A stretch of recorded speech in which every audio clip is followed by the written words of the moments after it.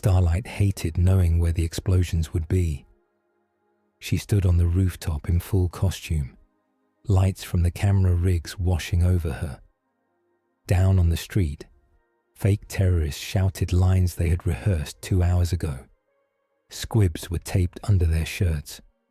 The hostages were vault interns who had signed waivers.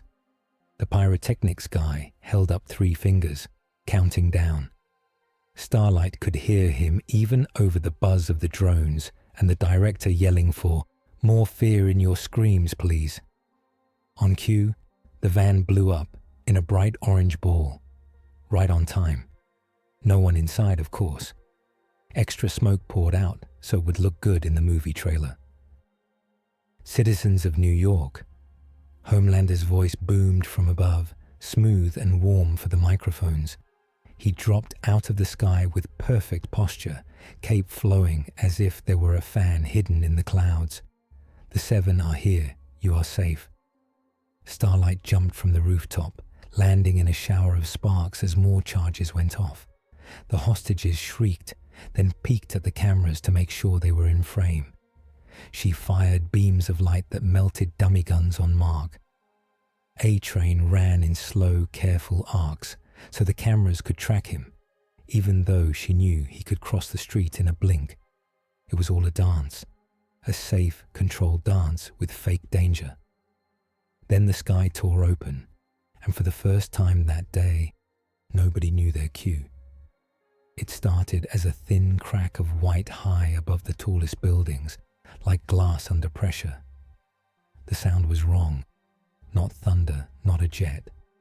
More like metal bending and air being sucked out through a straw. Starlight's stomach flipped. She had never heard that sound in any stunt meeting. "Did we add that in post?" the director shouted, looking around, confused. The crack widened. The blue sky twisted into a whirl of colors she didn't have names for. Drones spun their lenses up automatically, thinking it was some new VFX test. Civilians in the fake hostage crowd stopped screaming on cue and started screaming for real. Something huge fell through the tear. At first it looked like a burning star. As it dropped, she saw edges, panels, a broken metal frame wrapped in fire. A satellite, or part of a station, coming in too fast. Pieces broke off and tumbled toward the city. Starlight felt her muscles move before her mind caught up. She flared bright and took off, aiming for a chunk that would crush a nearby block. A red and blue blur beat her there. The man who caught the burning mass moved like the world had slowed down just for him. He flew straight under the largest piece, hands up, and the metal buckled as it hit his palms. Fire washed over him. He didn't even flinch. He pushed upward, hard. The chunk's fall stopped like someone had hit pause. Smaller debris pinged off his shoulders and chest. He turned his head, eyes blazing for a second, and thin beams of red heat cut loose pieces into slag before they could hit the streets. He set the main wreck down in an empty construction lot with surgeon care, not even cracking the ground. Starlight floated in place, breath caught in her throat. He looked familiar. The cape, the symbol on his chest, the calm face. He looked like Homelander if you removed the smugness and the TV makeup and left only the idea of hero. Homelander landed beside her, smile glued on. His jaw was tight. "Well," he said, voice still smooth for the microphones, "isn't this interesting?" The stranger rose from the dust, brushing a bit of soot off his suit. Civilians edged closer, phones out, ignoring the director's frantic waves. The man smiled at them, soft and real. "Is everyone okay?" he asked. His voice carried without needing any speakers. People shouted thanks. A kid ran up and hugged his leg before a handler could stop him. Starlight saw the way the man's eyes softened when he reached down and ruffled the boy's hair. No cameras, no angles. He wasn't playing to anyone, Homelander dropped lower, cape swishing. He hovered so they were eye to eye, still above the ground. "Nice catch," he said. "You're on my Earth. Name?" "Superman," the man said, and held out his hand. "I'm a little lost, I think." Homelander stared at the hand like it was a trick. For a second, Starlight thought he would blast it off. Then, feeling all the cameras on him, he chuckled and shook it. "Welcome to Earth," Homelander said. "We already have a me, but I'm sure we'll find a place for you." On the nearest rooftop, Ashley clutched her tablet so hard her knuckles went white. "Get me every angle on that," she hissed into her headset. "New hero, alien threat, whatever tests best. And somebody write me a tagline with the word invasion in it." Down on the street, Starlight watched Superman lift his eyes to the torn sky, still flickering above. "What kind of world is this?" he asked quietly. Starlight looked at the fake rubble, the real fear, and the man beside her who would kill to protect his ratings. She had no idea how to answer. The watchtower hung in low orbit over the wrong world. On the main deck, stars shone through the curved windows, but they weren't the right patterns. Batman stood in front of the holomap, jaw clenched behind the white lower half of his mask. A field of data floated in the air. None of it matched the coordinates the League knew. "We are not anywhere in our universe," John said. His green face was calm, but his eyes shifted, taking in the unfamiliar signals. "I can feel minds on the planet below, but they are strange, loud, fragmented." Cyborg's fingers moved in a blur over the controls built into his own arm. He didn't need the keys, but old habits died hard. Streams of code ran across his vision. "Dimensional displacement," he muttered. "Energy signature matches the anomaly at LexCorp. Somebody poked the multiverse with a stick, and we fell through the hole." Flash leaned back in his chair, costume half zipped, legs bouncing too fast for anyone but him to notice. "So we're in, what, Earth? Pick a number," he asked. "Any evil goatees down there?" "No goatees detected," Cyborg said. "Just a lot of corporations and a scary amount of branded content." Superman stepped onto the deck, cape still showing a few clean scorch marks from the satellite. He had changed into a fresh suit in seconds, but the smell of burnt metal clung to him. "The portal didn't close clean," he said. "There's still a tear over the city I landed in. I held the wreck off as long as I could, but we're lucky it broke the atmosphere at all."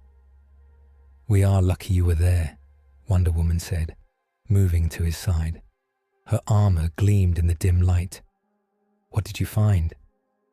Superman nodded toward the planet below. "Heroes," he said. "At least that's what they call themselves. A team like ours. They were filming their own rescue when I arrived." Flash perked up. "Filming?" "Everything was staged," Superman said. "Explosions on cue. Hostages on contract. They're managed by a company called Vought. The people believe in them, but it feels wrong." Batman tapped to control. A holographic logo appeared, a bright, friendly shield-shaped V. Below it, like a cancer, spread an endless network of subsidiaries, media channels, toy lines, pharmaceutical branches, and legal firms. "Vought International," Batman said. "Cyborg hacked their top-level servers in 30 seconds. That alone says they're arrogant." "Hey, they had some decent firewalls," Cyborg said. "For a clothing store." "What are they?" Aquaman asked. He lounged in a chair that seemed too small for him, Trident leaning against the console. "Another LexCorp? Another Wayne Enterprises gone weird?" "Worse," Batman said. "Imagine LexCorp gave superpowers to children, filmed it, and sold the results as Saturday morning cartoons, then never stopped." John closed his eyes. Minds flickered past inside his head like channels. Screams, applause, boardrooms. A man in a flag cape smiling on cue. Their heroes are created, he said, not chosen. They are products. Many are broken inside. A small feed appeared. Grainy, shaky phone footage of Superman catching the satellite, taken from the street. The sound was a mix of cheers and confused questions. They already have you trending, Cyborg said. Aliens, Angel, Threat. Half the hashtags are calling you Homelander 2.0. Homelander, Superman repeated softly. That was the one who met me. Same powers, same everything almost. But his eyes felt like they belonged to someone who only knew mirrors. Flash whistled. So they have their own Superman. How's that not great? Because he enjoys being feared, John said quietly. On another level of the watchtower, in a dark alcove, Bruce switched to a private channel with Cyborg. Any sign of Lex's signal in this universe? He asked. Cyborg shook his head. Nothing. Whatever pulled us here, it came from our side. Then it can be fixed, Batman said. But not if this world collapses first. The comm chimed. Ashley's well-trained voice came through the speakers, filtered through Vort's systems Cyborg had silently tapped. Justice League, she said, sugar sticking to the edges of her words. On behalf of Vort and the Seven, we would love to invite your team for a partnership discussion. Aquaman smirked. They already want to slap us on a cereal box, he said. Flash sat up. Do we get action figures? He asked. I always wanted a better one than the last line. My head was huge. Victor, Batman said, ignoring him. Mask our systems. Let them think we're limited. We don't know the rules here yet. Superman looked back down at the world. He heard distant sirens, distant cries. Even from here, his hearing didn't care about dimensions. We go, he said. If they're exploiting people, we need to know. But we don't let them put a leash on us. Wonder Woman rested a hand on his shoulder. We treat them as we treat any new realm, she said. Listen, observe, protect the innocent. And prepare for war, Batman added. Down below, in a shiny tower, whose upper floors touched the cracked edge of the portal, the Seven gathered in a conference room made of glass and ego. Starlight sat at the long table, hands clasped, doing her best to look calm.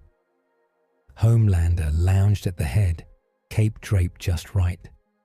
Queen Maeve sipped from a flask hidden in a branded coffee cup. Train scrolled through social media, eyes widening as he saw clips of Superman catching the satellite. He didn't even pose, A-Train muttered. Dude just saved people. You're jealous of his lack of showmanship now? Maeve asked dryly. The doors slid open. Superman stepped in, followed by Wonder Woman and the Flash. Starlight's breath caught again, the way it had on the street. Up close, he didn't feel like a Vought hero. There was no buzz of cameras around him, no hunger in his eyes. Thank you for meeting with us, Superman said. Homelander smiled like a knife. We're always happy to welcome new talent, he said. This is my team, the Seven, world's greatest superheroes. He nodded at the chairs. Please sit. Let's talk about how we can help each other. Flash leaned toward Starlight as they sat. Nice suit, he whispered. Do you guys pick your own, or is there a company catalogue? She blinked, surprised into a tiny laugh. We have design meetings, she said, and focus groups. Focus groups, Flash repeated slowly. Wow, we really have been doing this wrong. On the screen at the end of the room, Ashley's face appeared.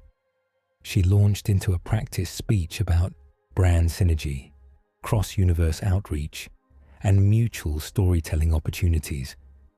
She kept dropping phrases like Justice League TM and the 7TM together, like she had already trademarked the whole meeting. When she paused for breath, Superman cut in gently. "I'm less interested in branding," he said. "More in how your company creates heroes. We've seen some of your files." The room went a little colder. Starlight felt every eye turn. Homelander chuckled. "Oh, that," he said. "We just help people reach their full potential. Like you, right? Born special. Born to lead." Superman held his gaze. There was no fear there, only a calm question. "I wasn't born to lead," he said. "I was raised to help." Up in the control room, watching through glass and screens, Ashley's phone vibrated in her hand. A notification flashed. Global trending. Real Superman. Alien invader. Homelander. She swallowed. The numbers climbing on her dashboard looked like dollar signs. "Okay," she whispered. "We can work with this." Across the ocean, in a cramped safe house, littered with files and cheap food containers, Huey Campbell watched the same clips on a battered laptop, the satellite, the strange new cape, Homelander's smile twitching. "Another one," Butcher said from behind him. He stood in the doorway, arms crossed, expression like stone. Another flying demigod, just what this world needed. Huey rewound the footage, paused on the moment Superman shielded the kid from debris with his own body. It didn't look like a stunt. It looked like a reflex. "He looks different," Huey said softly. "They all do at the start," Butcher replied. "Then the power rots him." Starlight's face popped up on screen in one corner of the feed, standing near Superman. She looked small and bright and very, very uncertain. Huey's phone buzzed. A message from Annie. "We need to talk. He might actually be what he says he is." Huey stared at the words, then back at the strange man in the cape. On the watchtower, Batman watched the same scene from 10 angles, each one filtered and enhanced. "Clark has already changed something," he said. John nodded slowly. "This world is looking up for the first time," he said, "but they do not know what they are seeing." Batman turned away from the screens and toward the dark stretch of space beyond. "Then we make sure they see the truth," he said, "before someone else writes it for them." "You want explosions," Ashley said, "but safe ones. You want real danger, but controlled. You want the Justice League and the Seven in the same frame, looking heroic, not punching each other's heads off." A wall of monitors shone in front of her, each showing a different angle of New York. Some feeds were from news drones.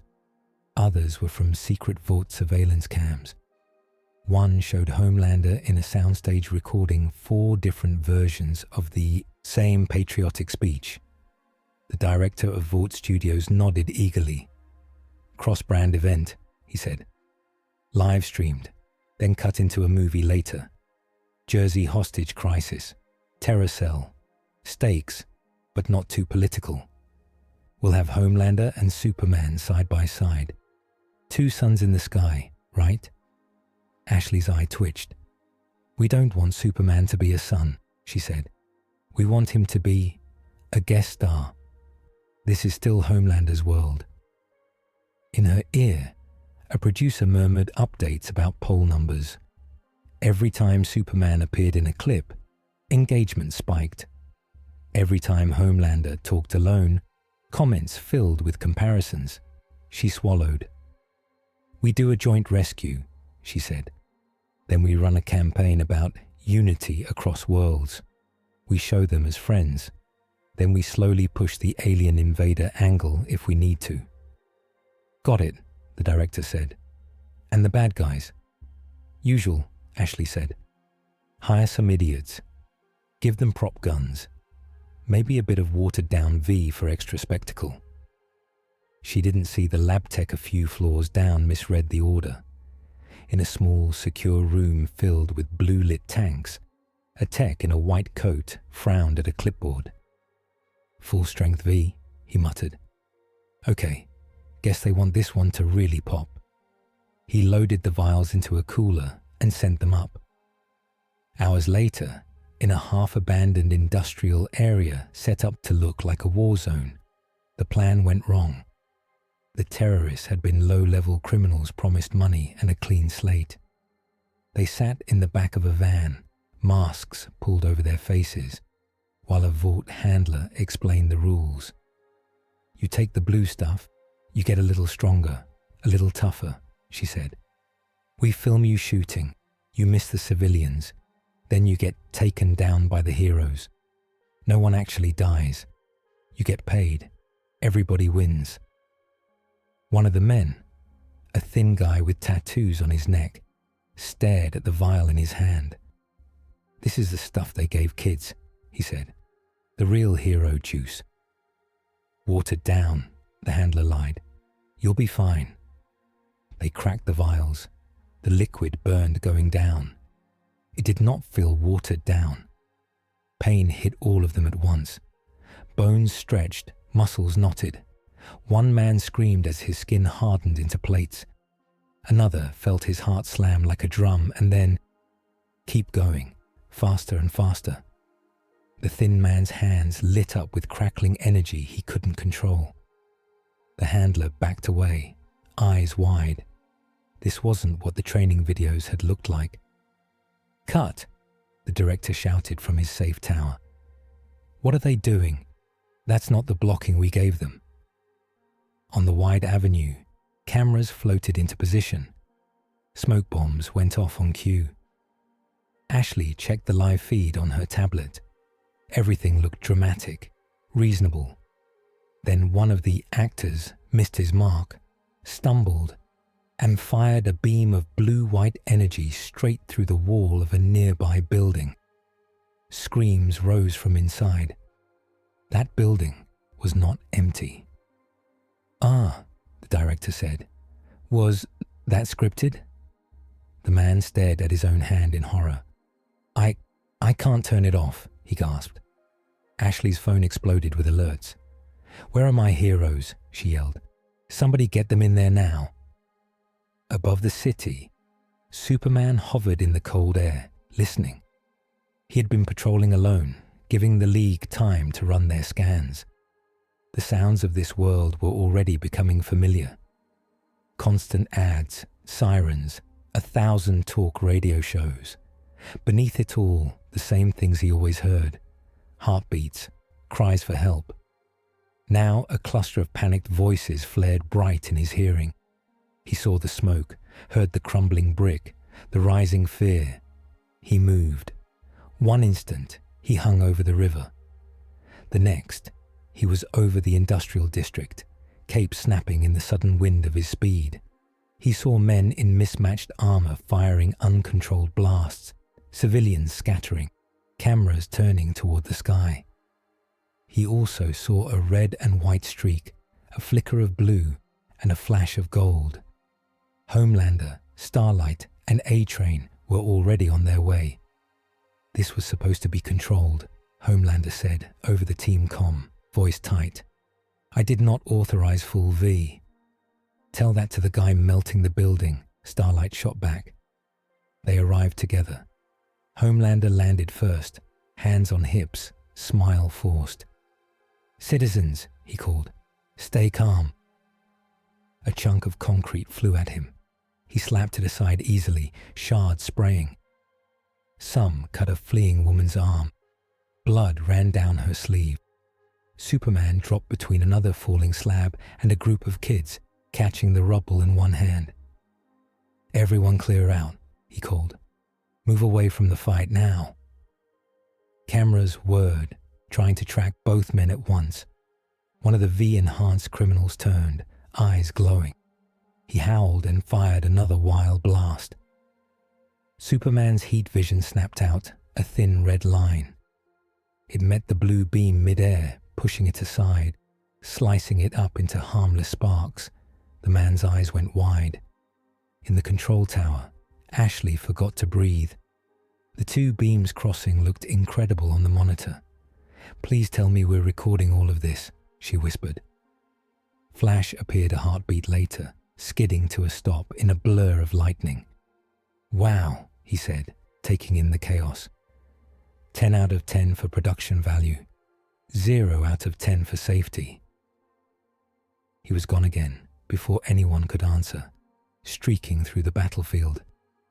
He plucked people off sidewalks and doorways and set them gently behind police barricades so fast they seemed to teleport. "Stop showing off," A-Train muttered, trying to match the movement and failing. His chest ached, his legs burned. Every time he pushed, he felt that same terrible pressure he had been fighting for months. Wonder Woman slammed into the ground on the other side of the street, shield up. A blast hit her full on. She braced, feet digging into the asphalt. The energy washed over her and blew out windows behind her. "These men are not in control of themselves," she called. "We must subdue them without killing." Homelander rolled his eyes. "Speak for yourself," he said, and launched at the nearest criminal like a missile. He grabbed the man by the throat and flew upward, squeezing. The man gagged, energy flaring around his hands, fingers clawing at Homelander's grip. "Whoa, hey." Superman rose beside them, voice sharp. "He's not in control. He didn't ask for this." "He signed a contract," Homelander said, eyes narrowed. "He took the juice. He knew the risks." Below, the man's wild blasts were spraying down toward the crowds. Superman moved faster than Homelander expected. He slipped in, one hand gently but firmly prying Homelander's fingers open, the other taking hold of the struggling criminal. He turned the man's hands upward so the blasts shot harmlessly into the sky. "You want to help?" Superman said, calm but firm. "Help me stop this without killing anyone who doesn't need to die." For a moment, Homelander's face twisted. No one took anything from his grip. No one told him how to be a hero. He smiled again for the cameras. "Of course," he said. "Just testing your reflexes, big guy." They landed. Superman set the man down behind a row of armored trucks, where starlight blasted him with a controlled burst of light, knocking him out without frying him. "Thanks," she said quietly. He nodded once. "We'll get him help," he said. "Real help, if your company allows it." Her jaw tightened. "That's a big if," she said. Across the battlefield, another criminal, his skin now stone-like, charged straight through a police car. Aquaman hit him like a wave, shoulder first, sending him tumbling. "Ever think about using that head for something other than breaking things, mate?" Aquaman grunted, pinning him. The Deep arrived a second later, panting, trident in hand. "Hey," he said. "Ocean bros, we should do a joint ocean safety PSA after this. From the depths to the stars." Aquaman stared at him. "Hard pass," he said, and shoved the stone-skinned man's head into the pavement. The Deep's face fell. "We could save dolphins together," he tried weakly. Bullets whined past, bouncing off Superman's chest, pinging off Homelander's suit. One of the enhanced men had picked up a dropped rifle and was firing in panic, not caring who he hit. Homelander's eyes glowed. He lowered his chin, ready to burn the man out of existence. Superman saw the line of that gaze. He heard the heartbeats in the building behind the target. He moved again. Homelander's red beams lashed out. Superman stepped between them and the target.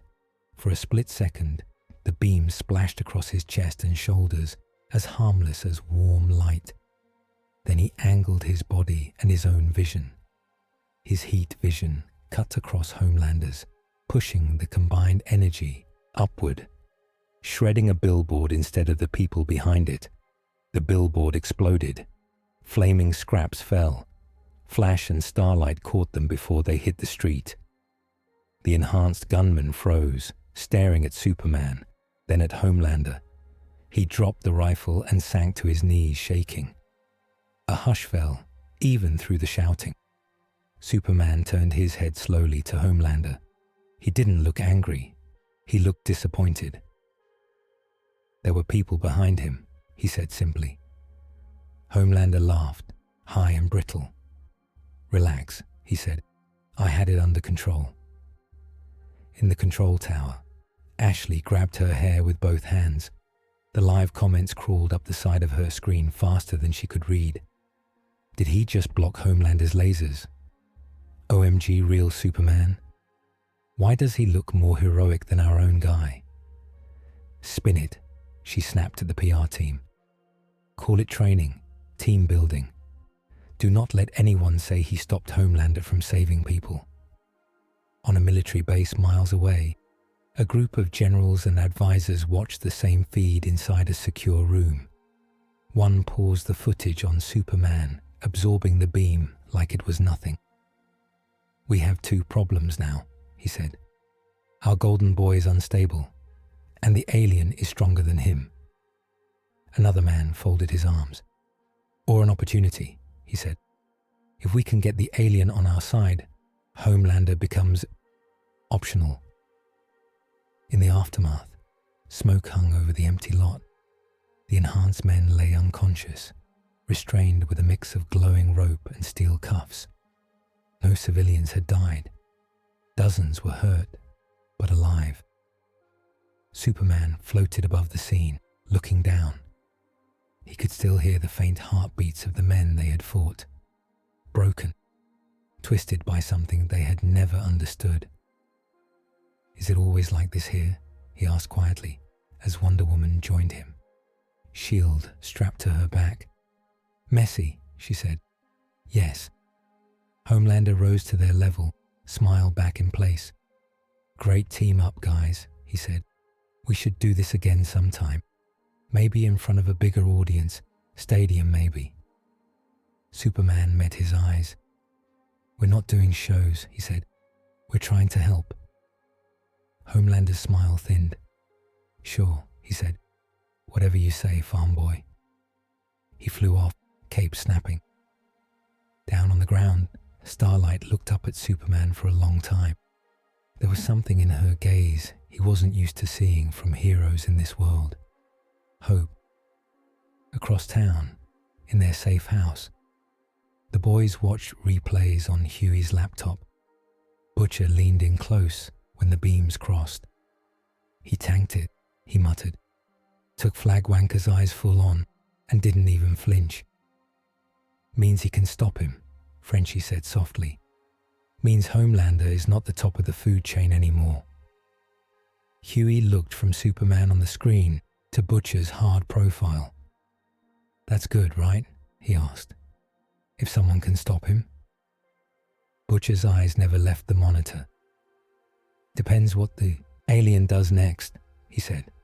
"Gods fighting over us aren't better just because one of them smiles more."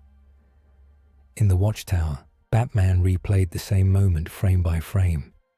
The data showed everything: energy levels, reflex speeds, the gap between the two flying men. "Homelander could kill millions," he said. Superman landed lightly on the deck behind him. "Not if we stop him first," he said. Batman folded his arms. "We just made sure he knows he can't win alone," he replied. "So he will look for help. From his company, from his governments, from anyone willing to point a gun at us." Cyborg looked up from his console, where Vault emails flashed by in a steady stream. "They're already rewriting the narrative," he said, "calling it a coordinated training exercise with unexpected variables. They're good at this." Flash flopped into his seat, exhausted for once. "I saved like 100 people," he said. "And the Vought camera guys complained they didn't get a clear shot. One of them asked if I could slow it down a bit next time. Aquaman snorted. You think that's bad? They pitched me an ocean reality show in the middle of the fight. Aquaman and the deep dives. Everyone stared at him. I'm not kidding, he said. Some lady in a blazer handed me a contract while I was holding a collapsing pier. Did you sign it? Flash asked. Aquaman glared. Batman turned back to the window.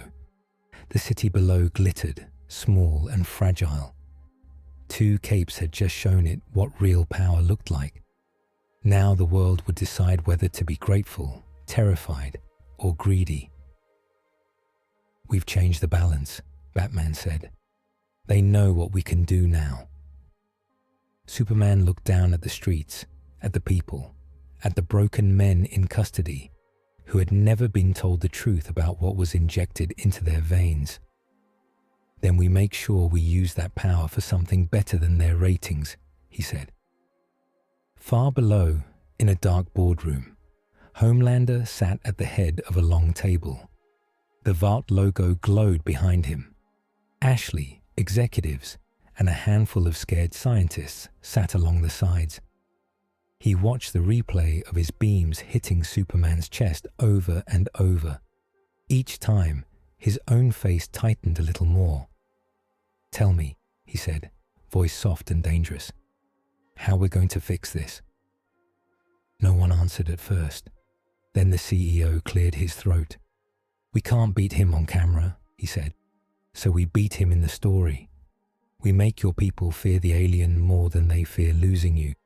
And in the meantime, he nodded toward the scientists. We adjust our research. The lead scientist, pale and shaking, nodded.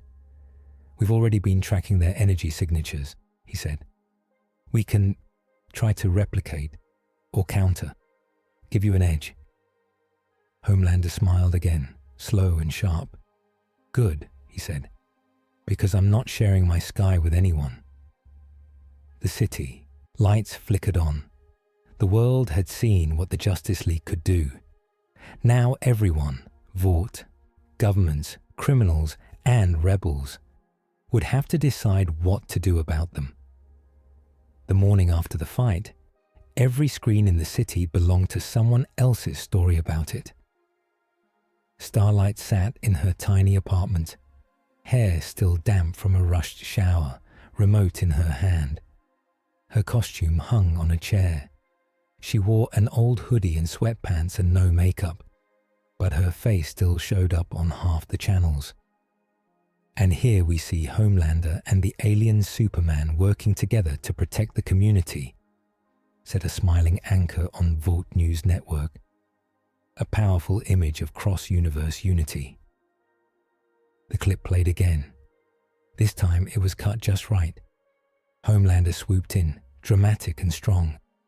Superman landed beside him. They both moved at the same time. The part where Superman blocked Homelander's beam and redirected it safely. That was gone, trimmed out, like it had never happened. Starlight flipped to another channel. A pundit waved his hands. Look at this, folks, he said. 2 godlike beings in our sky. Are we supposed to just trust they're here to help? We already have the 7. Do we need a foreign Justice League telling us how to live? On another channel, people debated if Superman was hotter than Homelander. A poll slid across the bottom. Who would you trust to save you? Team Homelander. Team Superman. Her phone buzzed on the coffee table. Ashley's name flashed. Starlight picked up. Yeah? Annie, hi. Ashley's voice was fake cheerful and already too loud. You're trending. Again. Love that for you.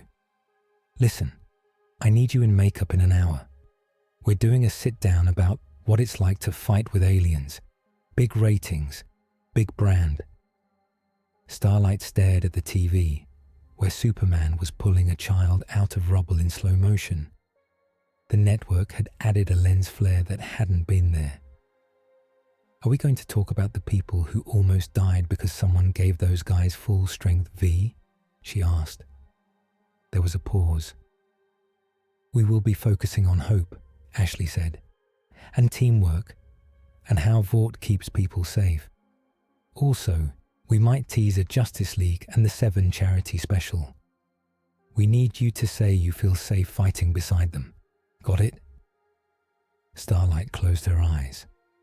She could still feel the heat from the wild blasts, still see people crying in the street. I don't feel safe, she said quietly. Well, Ashley said briskly, feel safe for 30 minutes. Then you can go back to feeling however you want. See you soon, superstar. The call ended. Starlight looked back at the screen. 2 bright capes, 2 smiling faces, 1,000 people arguing online about which one they liked more. She thought of Huey's last text, of his soft hope that maybe, just maybe, this new guy was different. She wasn't sure if that scared her more than Homelander ever had. The good news, Ashley said, is that engagement is through the roof. The Vought boardroom was all glass, metal, and smiling faces printed on posters. Ashley stood at the front, tablet in hand. Behind her, the big screen showed graphs climbing like rocket trails. Merch interest is up. Speculation videos are everywhere. Our brand sentiment dropped a little during the live chaos, but recovered once we pushed the training exercise line. People love seeing you and Superman together, Homelander.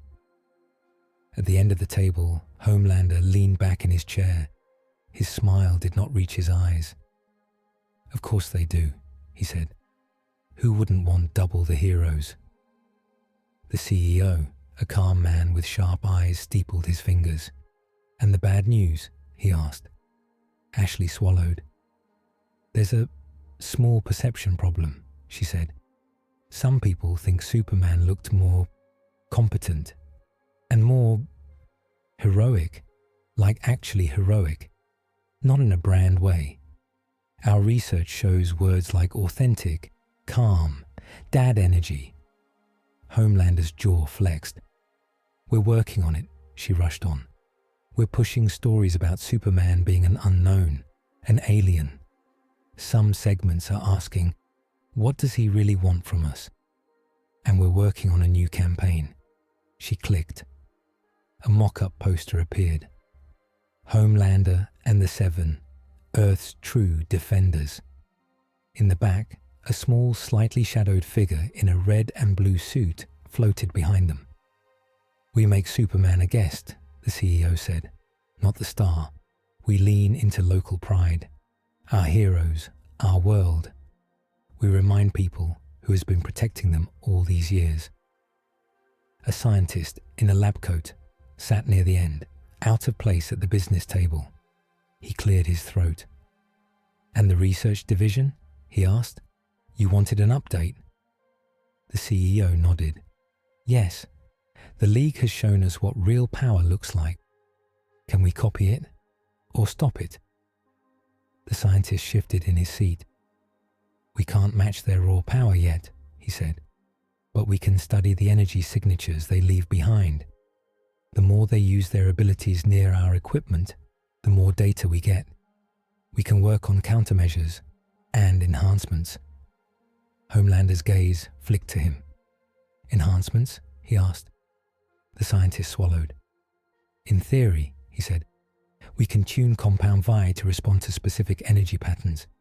Make someone stronger, faster, more stable, or point that power in a certain direction.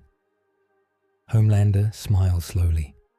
Good, he said, because I'm not letting some farm boy with perfect hair steal my show. Ashley felt the air in the room go colder. She forced a bright smile. Great energy, she said. Love the passion. In the meantime, let's talk about our big get. A private meeting with Superman. We pitch him on Vought, on partnership. If we can get him to sign a contract, we own the story. The CEO nodded once. Set it up, he said. If he refuses, we adjust. The Vought Tower's top floor felt like every expensive place Clark had ever visited, only more fake. He walked through the hallway in his Superman suit, boots soft on polished white floor. Art on the walls showed staged moments. Homelander stopping a train, Maeve holding up a falling bridge, Starlight smiling at a crying child. All perfect angles, all too neat. Ashley met him at a glass door, smile wide, heels clicking. "Superman," she said. "Thank you so much for coming. We are massive fans. Huge. I mean, multiverse heroes? We can sell that in every language." He frowned slightly. "I'm not here to be sold," he said. "Of course," she said quickly. "Of course. We just want to talk." She led him into a boardroom with a long table, big windows, and a view of the city. The CEO stood at the far end. 2 lawyers sat beside him, folders ready. "Superman," the CEO said. "Welcome to Vought. Please sit." Clark stayed standing. "I prefer to stand," he said. "I won't take much of your time." Ashley gave a nervous laugh and gestured anyway. He didn't move. The CEO's smile did not twitch. "All right," the man said. "I'll be direct. Our world is messy. We built Vought to control that, to give the public something to believe in. Our heroes have saved millions of lives. They've stopped wars, prevented disasters, and now you appear stronger, brighter, from another universe. We want to help people," Clark said. "We didn't choose to come here, but while we're here, we'll do what we can." "Exactly," the CEO said. "So let's do that together. With Vaught's reach and your power, we can bring hope to every corner of the globe. Imagine it. Global campaigns, relief programs, movies that inspire children. We handle the logistics, the messaging, the politics. You just show up and be you." Ashley slid a glossy folder across the table. On the cover was a mock-up. Superman standing with the 7, smiling, the Vought logo behind them. Clark looked at it, then looked up. "Do you also handle the truth?" he asked. Ashley blinked. "Sorry." "The men yesterday," he said. "The ones you dosed with Compound V. Were they told they might lose control? That they might hurt people they didn't mean to hurt? That their bodies might not survive what you gave them?" The room went very still. "Our products carry warnings," one of the lawyers said. "We followed all." "I'm not talking about legal forms," Clark cut in, voice still calm but firmer. "I'm talking about honesty. Did you tell them what you've done to children for decades? Did you tell them they were experiments as much as they were actors?" Ashley's smile cracked. "Just a little." The CEO sighed. "Superman," he said, "this is a complex world. People want heroes. Governments want security. To give them that, some choices have to be made. Hard choices. The kind you and your team have made too, I'm sure. You can help us make better ones. With us, not against us." Clark thought of Lex. Of all the times he had seen men like this stand above cities and talk about hard choices while counting profits. "I'm not your product," he said, "and I'm not going to stand in front of your lies." He pushed the folder back, gently but final. "If you want to change, I'll help you," he said.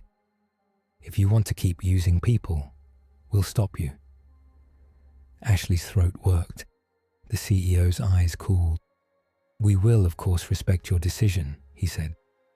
"But remember, you and your league are not citizens of this world. You don't answer to our laws. That is concerning to many people. We can be your shield, or we can be your mirror." Clark turned toward the window. The city sprawled out below. Tiny cars, tiny people, too many secrets. "People deserve to see what's really happening here," he said. "Then they can decide what to think of us." He stepped toward the glass, then out into the open air. Ashley rushed to the window in time to see him streak upward, a red line against the sky. Behind her, The CEO's smile had vanished. "Prepare the other plan," he said softly. "If we can't own him, we'll make sure no one else trusts him." On the watchtower, the main deck felt like a storm about to break. Superman stood near the window, hands clasped behind his back. The curve of the planet filled his view. He had been staring at it for a long time. Batman approached, quiet as always. His cape barely rustled. "How was your chat with the toy company?" he asked. Superman made a soft sound that wasn't quite a laugh. "They offered to franchise me," he said. "Global reach in exchange for staying on script. They also think we're a threat if we don't sign up." "Of course they do," Batman said. "They can't bribe you, so they'll try to turn you into the villain." Superman looked down. "We could shut them down," he said. "All of Vought. Their labs, their towers. In an hour. Less." "Yes," Batman said. "We could also topple every corrupt government on this world in a day. Replace them with whatever we think works better. And then what? We become the story. We become the rulers. The gods." Superman frowned. Doing nothing isn't an option either. Batman stepped closer to the glass, eyes searching the city. "We don't do nothing," he said. "We just don't make ourselves kings. We gather evidence. We expose them. We support the people here who actually live with the fallout. Then we leave." "Leave," Superman echoed. "This is not our world," Batman said. "We don't get to reshape it to our taste. We're an earthquake that already hit. We owe them help cleaning up, but we can't stay as their permanent storm." Superman thought of the faces he had seen in the streets. Scared, angry, hopeful. He thought of Starlight shaking hands, as she had whispered, "It's not supposed to be like this." "And if they can't clean it up," he asked, "if Vought and people like them keep winning?" "Then we make sure the people who want change have the tools and the truth they need," Batman said. "We don't swing the hammer for them forever." Superman finally nodded. "Then we start with the truth," he said. Batman's eyes narrowed. "Clark," he said, "not Superman." Superman smiled faintly. "If they want to control the hero," he said, "let them try to ignore the reporter." Huey's hands shook as he unlocked the back door of the old church. It had been closed for years. Dust lay thick on the pews. The stained glass windows were cracked. The place smelled like old wood and rain. It was also off Vought's usual camera routes and had good exits. "Are we sure about this?" Mother's Milk asked, watching the street through a narrow window. "No," Huey said. "But Annie trusts him. And he could have killed those guys yesterday. He didn't. Yet," Butcher said. He stood leaning against a pillar, coat collar pulled up, eyes hard. Kimiko crouched near the altar, knife in hand, calm and ready. Frenchie fiddled with a small device, some kind of jamming tool. Starlight paced near the front, anxiety pouring off of her like heat. She checked the time again. "He'll come," she said. The back door creaked. A man stepped in, ducking under the low frame. He wore a plain suit, loosened tie, glasses. His hair was combed back neatly. Without the cape, without the bright colors, he almost looked like any other tall guy in the city. Almost. Huey felt it in the air, a weight, a quiet strength, like the room itself shifted to make space for him. "Sorry I'm late," he said. "I had to make sure no one was following me." "Clark," Starlight said, moving toward him. "This is Huey, Mother's Milk, Frenchie, Kimiko, and Butcher." Clark smiled at Huey. "We've almost met," he said.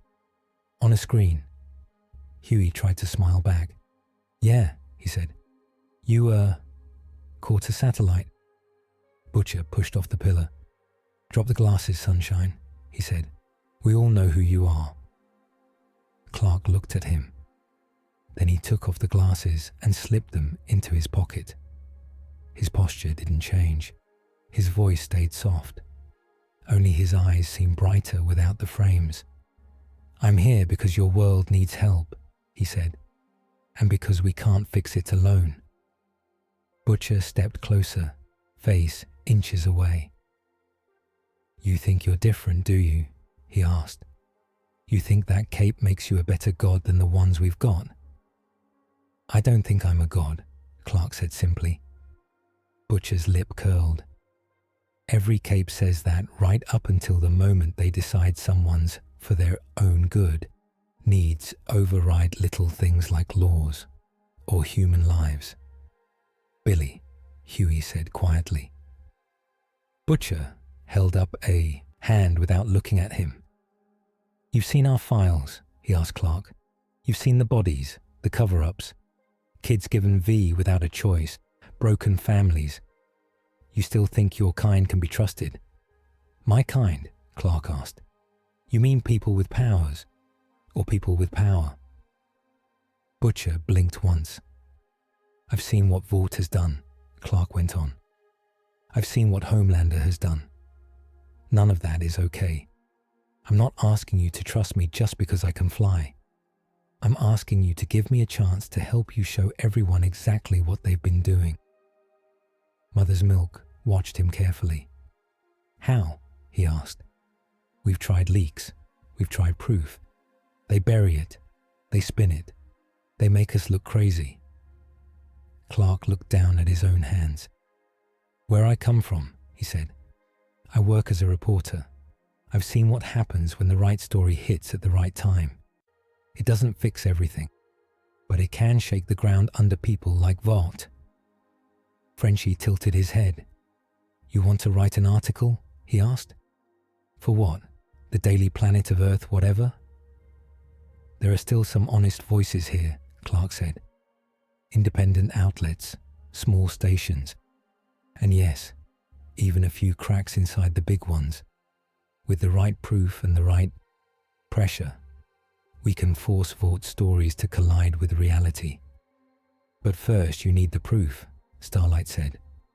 Clark nodded. "Inside their own walls," he said. "Inside their labs, inside their books." Butcher laughed once, sharp. "You want to go undercover in Vought," he said. "As what? Captain Boy Scout?" "As Clark Kent," Clark said. "Alien journalist. They already want my face. They want interviews, op-eds, puff pieces. I can say yes. I go in. I ask questions they don't want asked. Meanwhile, you get me what they're trying to hide." Huey swallowed. "You'll be in their house," he said. "If they figure out what you're doing." "They'll try to spin it," Clark said. "Or they'll try to stop me. That's why I'm not doing it alone." He looked around the room, at Butcher's rage, at Huey's anxiety, at Starlight's quiet hope, at Kimiko's stillness. "You've been fighting this fight for a long time," he said. "You know where the bodies are buried. Let me lend you my strength. You lend me your aim." Butcher's eyes narrowed. "You really believe this, don't you?" he asked. "You really think truth and good examples will fix this rotten little world?" "No," Clark said. "I think people will, if we give them a fair chance to see what's been done to them." Silence stretched. Then Mother's Milk nodded slowly. "We could use another angle," he said. "Going at them straight hasn't worked." Frenchie grinned. "I've always wanted to break into a lab belonging to an evil corporation from another world," he said. Kimiko signed quickly. Starlight translated. She says, "If he turns out to be like Homelander, she will be the first to try to rip his head off." Clark smiled. "That's fair," he said. Butcher stared at him for a long moment. Then he stuck out his hand, almost like a challenge. "One chance," he said. "You lie to us, or you start sounding like you want to be king of anything, and I'll be looking for the sharpest bit of kryptonite on this earth." Clark shook his hand. His grip was firm, but he did not squeeze. "Deal," he said.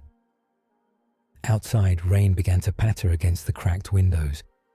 Inside, for the first time, the boys stood in a room with a cape and did not feel completely alone. In a small, clean corner of the watchtower, Cyborg sat surrounded by screens. Data flowed in a dozen colors: Vought emails, government memos, social media trends. He did not need to move his hands, but he did anyway. It helped him think. "Batman," he said over the comm. "They're shifting the story fast." On one screen, talk shows ran segments titled, "Who are the Justice League really working for?" On another, Vought-funded think tanks publish white papers about alien interference in sovereign affairs. "They're pushing the invasion angle," Cyborg went on. "In English, Spanish, Mandarin, you name it. They keep showing shots of the watchtower in orbit and saying things like unregistered foreign military installation." Batman's voice came back, low and dry. "Of course they are." "They're also running focus groups," Cyborg added, "trying out slogans. Our heroes, our world.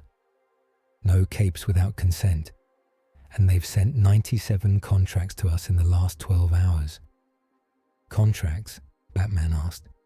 "Endorsements," Cyborg said. "Movies, toys, even a line of Batman-approved body armor." He snorted. "They sent that one to Wayne Enterprises too. You want me to answer?" In the dark of his private chamber, Bruce looked at the latest digital folder Vought had tried to push. "No," he said. "I already did." Hours earlier, a Vought courier had accessed a secure office in a tall, old building in Gotham. No one knew how he had gotten past security. A single Batarang had pinned a stack of Vought contracts to the wall. Across the top page, in black ink, someone had written, "No." Cyborg chuckled. "Message received," he said. On another screen, he watched Clark walking into a Vought news studio in a simple suit, glasses in place. Ashley greeted him on camera, all teeth and charm. "Stage is set," Cyborg said. "Let's see if this world is ready for Clark Kent." Clark sat in the makeup chair, trying not to wipe the powder off his face. "We're live in 3, 2, the floor manager whispered. He was on a Vought morning show. Bright lights, sofas in warm colors, a fake city skyline behind them. Ashley sat in one chair, smile cranked to maximum. The host, a man with perfect hair, sat in the middle.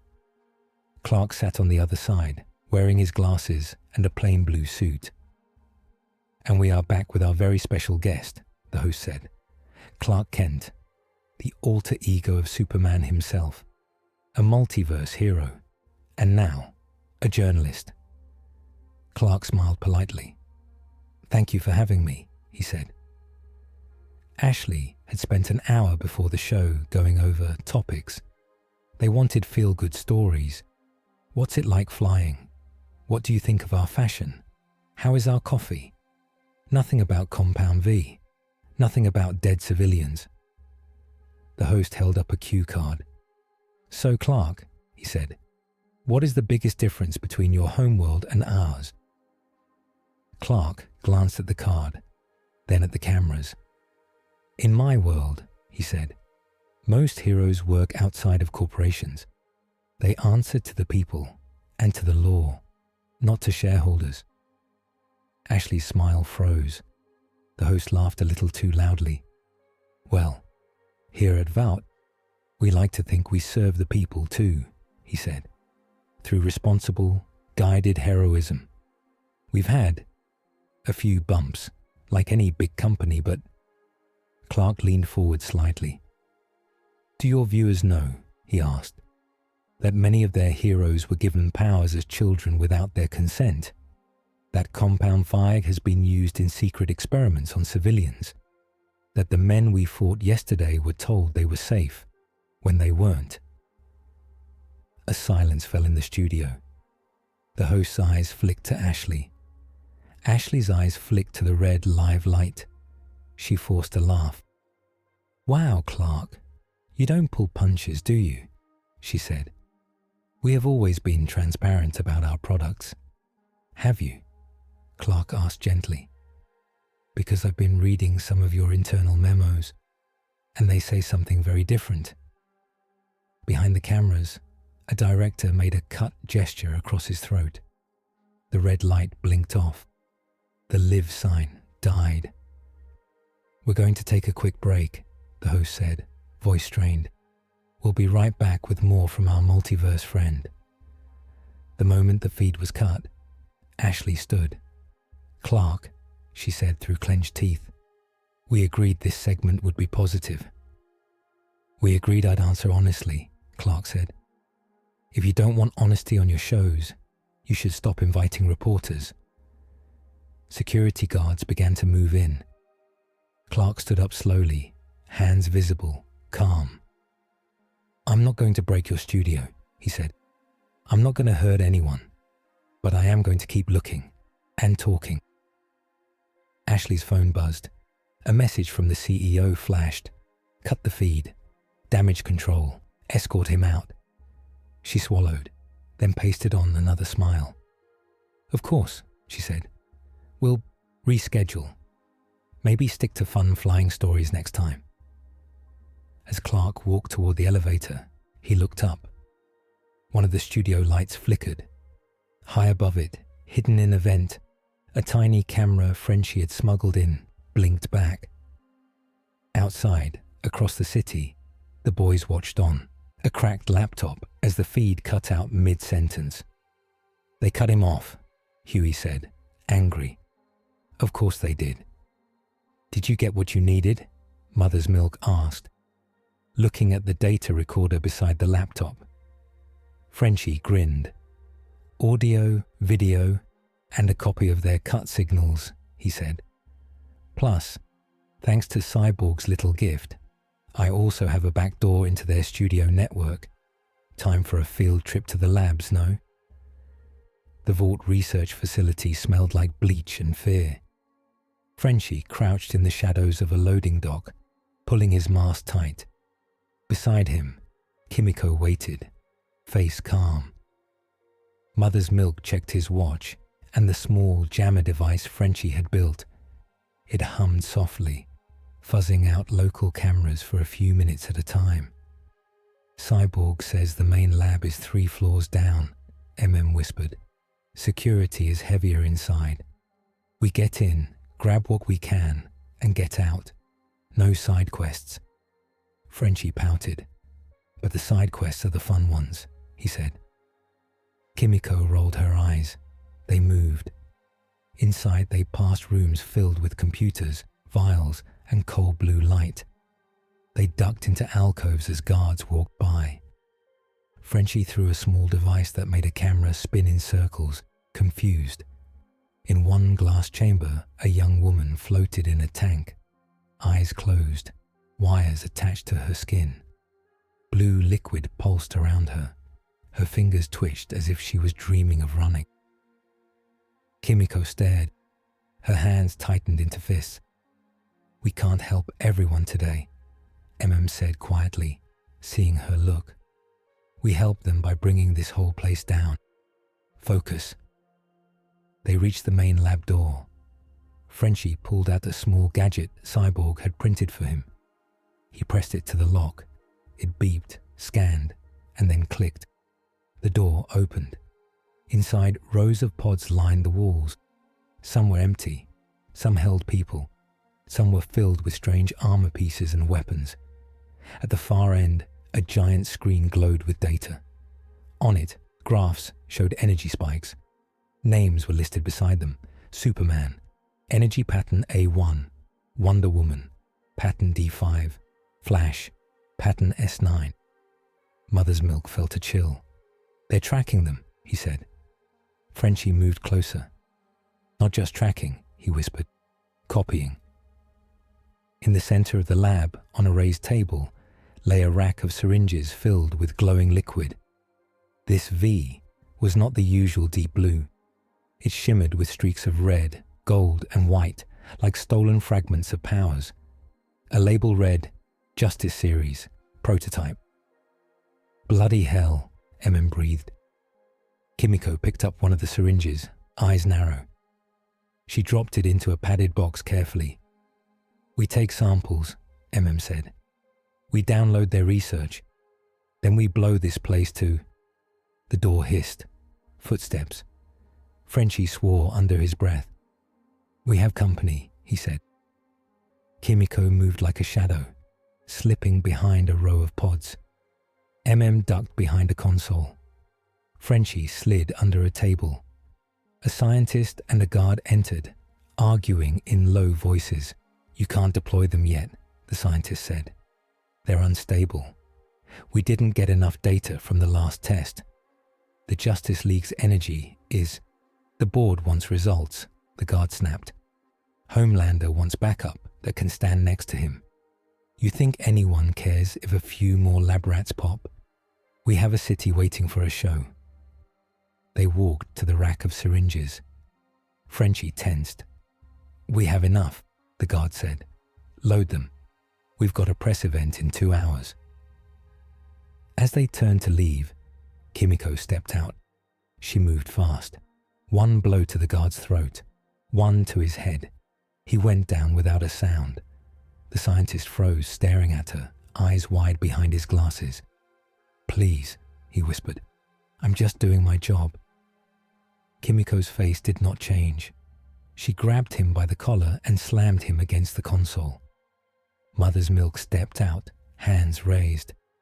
Easy, he said. We need him talking more than we need him broken. Frenchie emerged, grinning wide. Bonjour, he said softly. Tell us all about your little Justice Army. The Justice Army got their big debut on a sunny afternoon. In the center of the city, Vought had set up a large stage in a public square. Banners hung from buildings. A big screen showed footage of recent disasters. Homelander's face smiled down on everyone from 20 feet tall. Ashley stood backstage, headset on, nerves frayed. Where are my heroes? She hissed. We need the 7 in place. We need the League hovering in the background for contrast. And we need the Justice prototypes looking like the future. On stage, a Vought host spoke into a microphone. Today, he said, Vought is proud to present the next evolution in public safety. A new team of brave patriots, enhanced by science and guided by our finest heroes. Please welcome Vaught's Justice Army. A line of figures marched out. They wore sleek armor. Their eyes glowed faintly. One had small crackles of lightning around his feet. Another's skin shimmered metallic. A woman's hands pulsed with soft light. The crowd clapped, unsure but curious. Superman hovered high above, watching. Wonder Woman and Martian Manhunter floated nearby. Batman stood on a distant rooftop, cape blending into the shadows. This is wrong, Diana said. They look like soldiers, not protectors. They are both, John said quietly. His mind brushed the new soups below. He felt fear, confusion, pain. Some do not even know where they are. They have been told to smile and wave. Down below, one of the Justice Army members, a young man with trembling hands, scanned the crowd. His heart raced.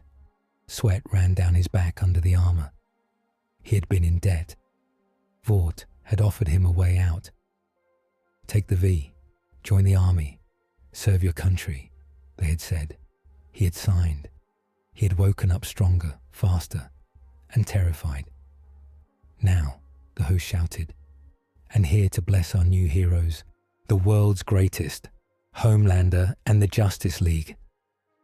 Homelander flew in, landing at the front of the stage. The crowd roared. Superman and Diana came down a moment later, more slowly. Their cheers mixed. Homelander spread his arms. Look at them, he said. Fresh, brave faces. ready to keep you safe. With my guidance and with some inspiration from our new friends in the sky, they will be a shield for this world." He turned to Superman, smile sharp. "Right, buddy?" Superman looked at the line of young Supes, at their shaking legs, at their wide eyes. "Do they have a choice?" he asked quietly, microphone picking up his words. Homelander's jaw twitched. "Of course they do," he said. "They chose to be heroes, like you and me." Before Superman could answer, a sound cut through the square.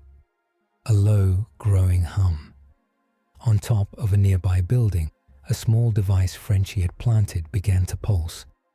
It interacted with the experimental energy in the Justice Army's veins in a way no one at Vault had predicted. The young man on stage gasped. Pain shot through his body. His hands flared with wild energy.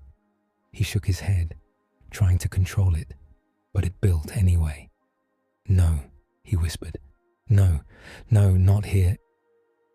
The blast went off. A beam of white-hot power shot out of his hands, slicing through the air above the crowd. People screamed and dropped. The other Justice Army members cried out as their own powers surged, out of sync.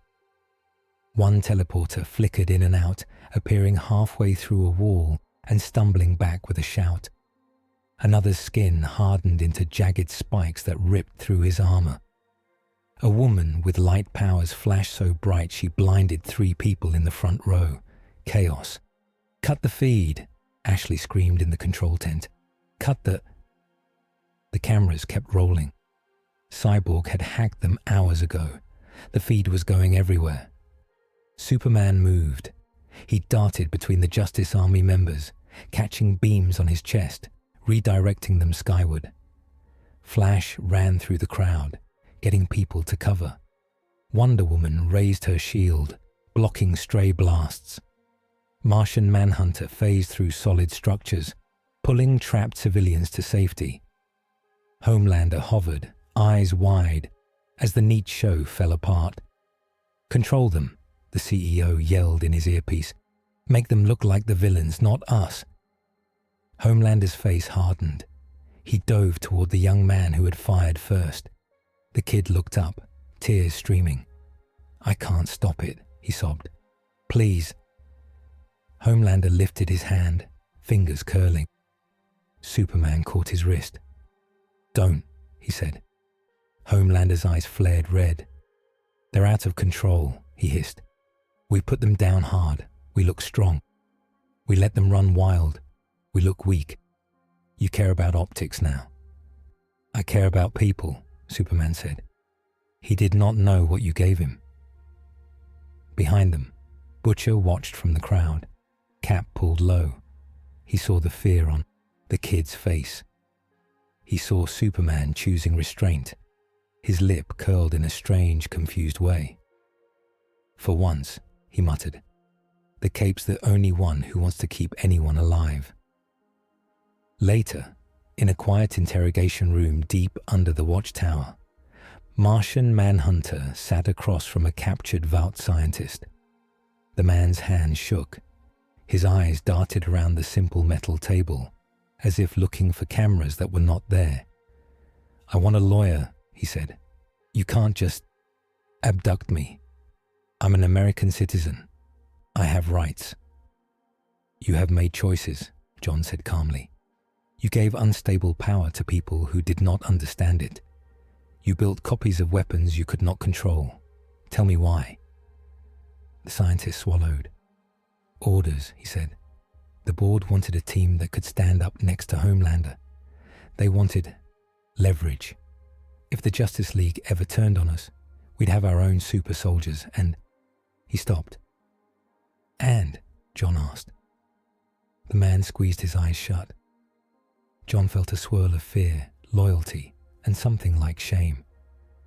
"They've been working on Homelander too," the scientist whispered, "refining his V, using the energy patterns we picked up from Superman.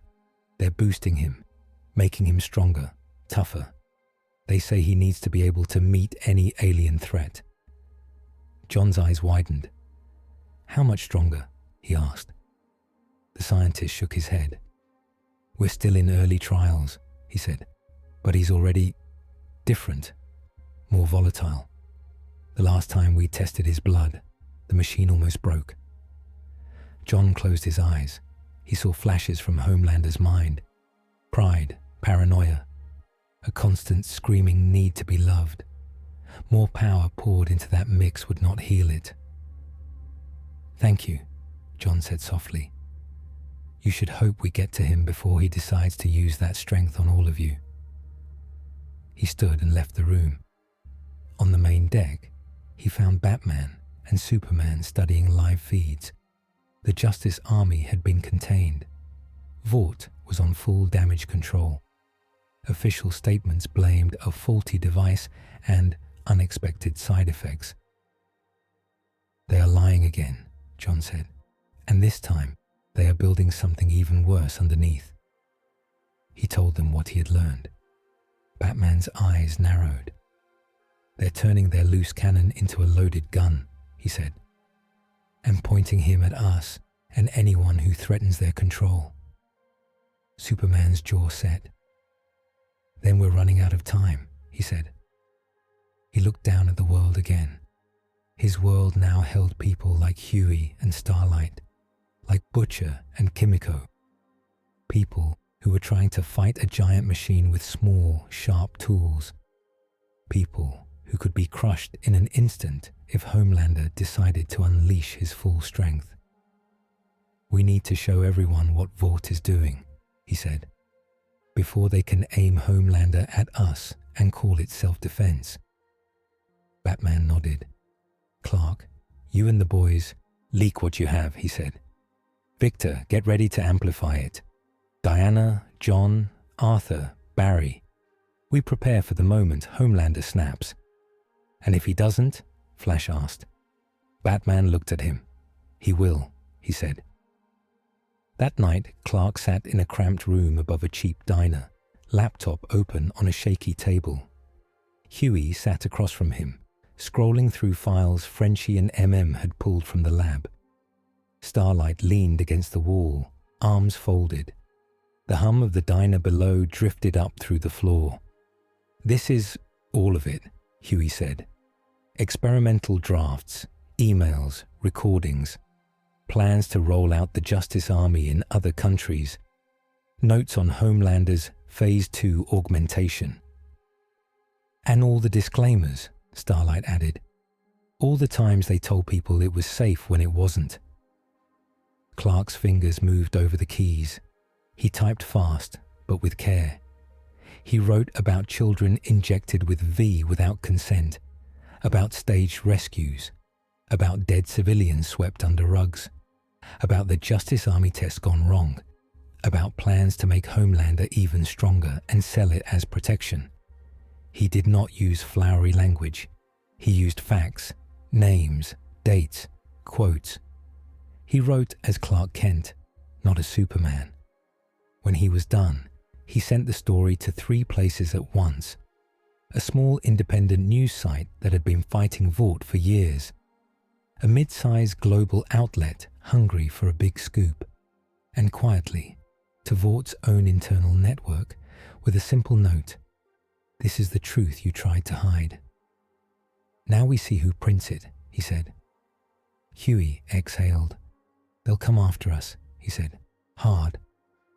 They already were, Starlight said. Now at least we're hitting back. Clark closed the laptop. He looked out the small window. Neon signs flickered.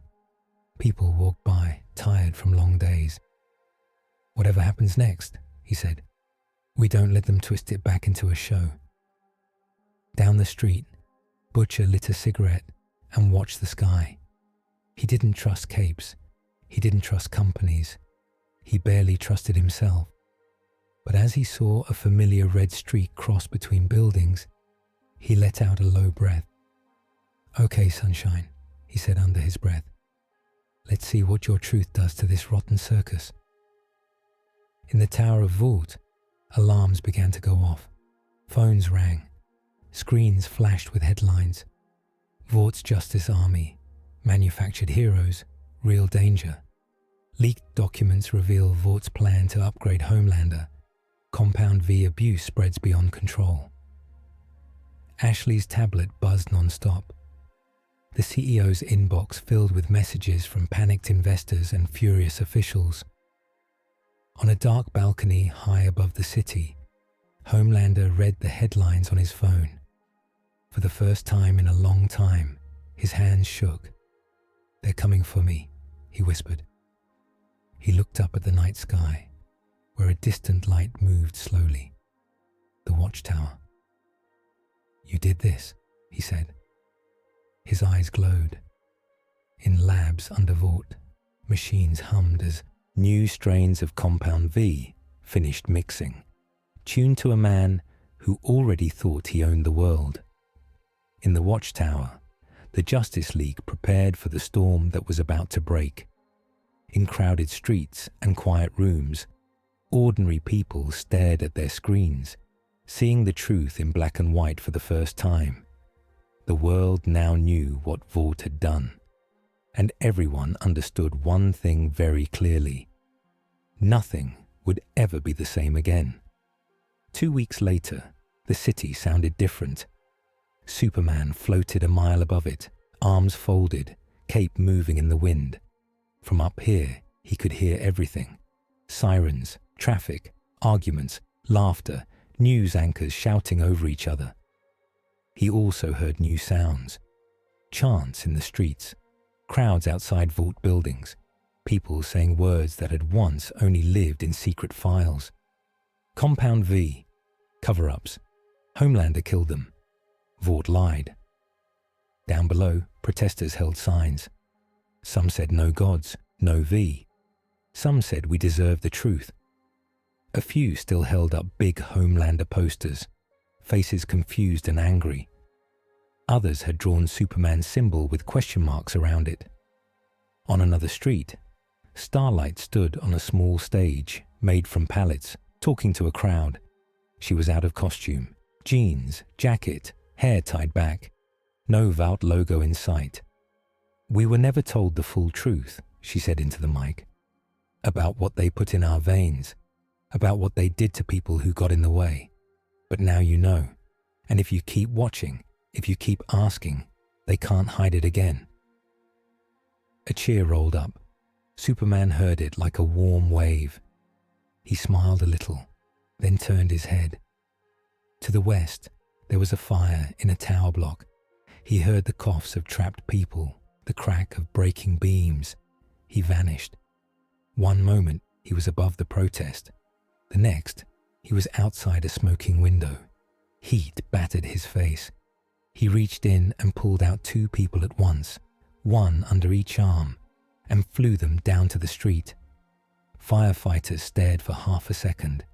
Then they shouted for the next hose. They were starting to treat him like weather. Dangerous, powerful weather that, for now, was on their side. "Thanks," one of them panted. "Just doing my part," Superman said, and went back for more. He did not give interviews. He did not pose. Every time a camera tried to frame him for a perfect shot, he was gone again, already in the next place that needed him. Up in orbit, the watchtower had changed too.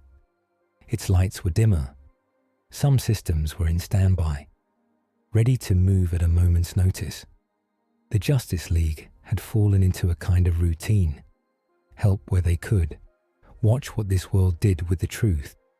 Stay out of its politics as much as possible. Batman did not sleep much. But that was not new. The Vought CEO met him in a room that was not on any floor plan. It was deep underground beneath the main tower. No cameras, no glass, just concrete walls, a table, and 2 chairs. Batman stood instead of sitting. The cape made him part of the shadows. Only the white slits of his eyes showed. "You wanted to talk," he said. The CEO sat with his hands folded. He looked tired now, less like a shark, more like a man who had seen his tank start to crack. "You don't trust chairs?" the CEO asked. I don't trust you, Batman said. The man sighed. Very well, he said. Let's be honest then. You and your league have done more damage to Vought in 2 weeks than anyone in this world has managed in 20 years. The leaks, the rescues, the way you keep refusing our cameras, it's cracking our story. That was the point, Batman said. And yet, the CEO went on, you haven't torn us down. Not fully. You haven't flown our tower into the sun. You haven't killed Homelander. You haven't marched into every boardroom and thrown every executive in a cell. Why not? Because this isn't our world to rule, Batman said. The CEO's eyes flickered. I'm glad you see it that way, he said, because we still have something you want. He tapped a tablet on the table. An image appeared on the small screen. Batman knew that interface. It was one of Cyborg's secure systems. You've been in our files, the CEO said. We know that, but we've been in a lot of other files too. Government black sites, black budgets, super secret soup programs you haven't even scratched. If Vought falls, all that power doesn't vanish. It just scatters to people even less controlled than we are. You're saying you're the lesser evil, Batman said. That without you, this world gets worse. I'm saying we can help you manage the chaos, the man replied. You want oversight? Real oversight? Work with us, quietly. We'll give you access to our blackmail files. Every nerve we hold on every soup and official on this planet. In return, you keep your league from acting like conquerors. You let us survive, smaller, humbled, but still here as a filter. Batman's jaw clenched behind the mask. You want me to be your leash, he said. I want you to be a partner, the CEO said. You don't trust anyone with unchecked power. I understand that. So help us check it. Help us keep the other monsters in their cages, and we'll accept some chains of our own. Batman looked at the tablet. Names scrolled by. Politicians, generals, soups, secret programs. Enough dirt to topple half the world's leadership. It was tempting. It was always tempting. With that data, he could shape things, push people, keep disasters from ever starting. He thought of all the plans he had made back home, all the contingencies, all the files he kept on his own team. Then he thought of what this man would do with a Batman on his side. How fast the line between managing and owning would blur. No, Batman said. The CEO stared. You'd rather see us burn, he said, than take the chance to steer this mess. I'd rather see your control broken, Batman said. And I'd rather let the people of this world decide who holds power next, instead of trading one puppet master for another. He turned away. You should start thinking about how you're going to explain yourself in court, he said. And if we start releasing everything we have, the CEO called after him, if we decide to scorch the whole earth on the way down. Batman paused at the door. Then you'd better hope your world can handle the truth, he said. We will. He left the man alone with his tablet and his fear. Superman met Homelander above the clouds. The air was thin and cold. The world below was a soft blur of lights and land. Up here, it was quiet enough that even Superman's hearing took a second to pick up noise from below. Homelander floated opposite him, arms spread, cape pulling in the wind. His eyes were bloodshot. There were faint dark lines along the veins in his neck now, like something wrong was flowing there. You see it? Homelander asked, voice strange. This view, the way they all look so small, like a little toy set, like you could just rearrange the pieces. Superman held his gaze. I see people, he said. Do you? Homelander laughed, sharp. Because they don't see you. Not really. They see the suit, the smile, the symbol. Same as me. They clap, they cry. Then they go home and forget. Until the next show. I don't do shows, Superman said. Sure you do, Homelander said. You just pretend you don't know where the cameras are. He drifted closer. Up this high, the wind tugged at their capes like impatient hands.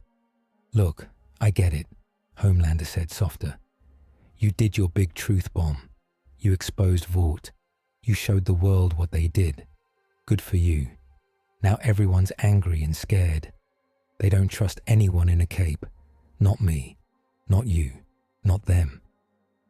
He jerked his chin toward the glowing line of the watchtower on the horizon. Governments are freaking out, he went on. They're talking about space weapons, anti-alien nukes. They're talking about shutting down every soup, period. People out there want our heads on sticks. You think that ends well? You think that leads to people power and happy little courts? What are you suggesting? Superman asked. Homelander's eyes shone with a wild, bright light.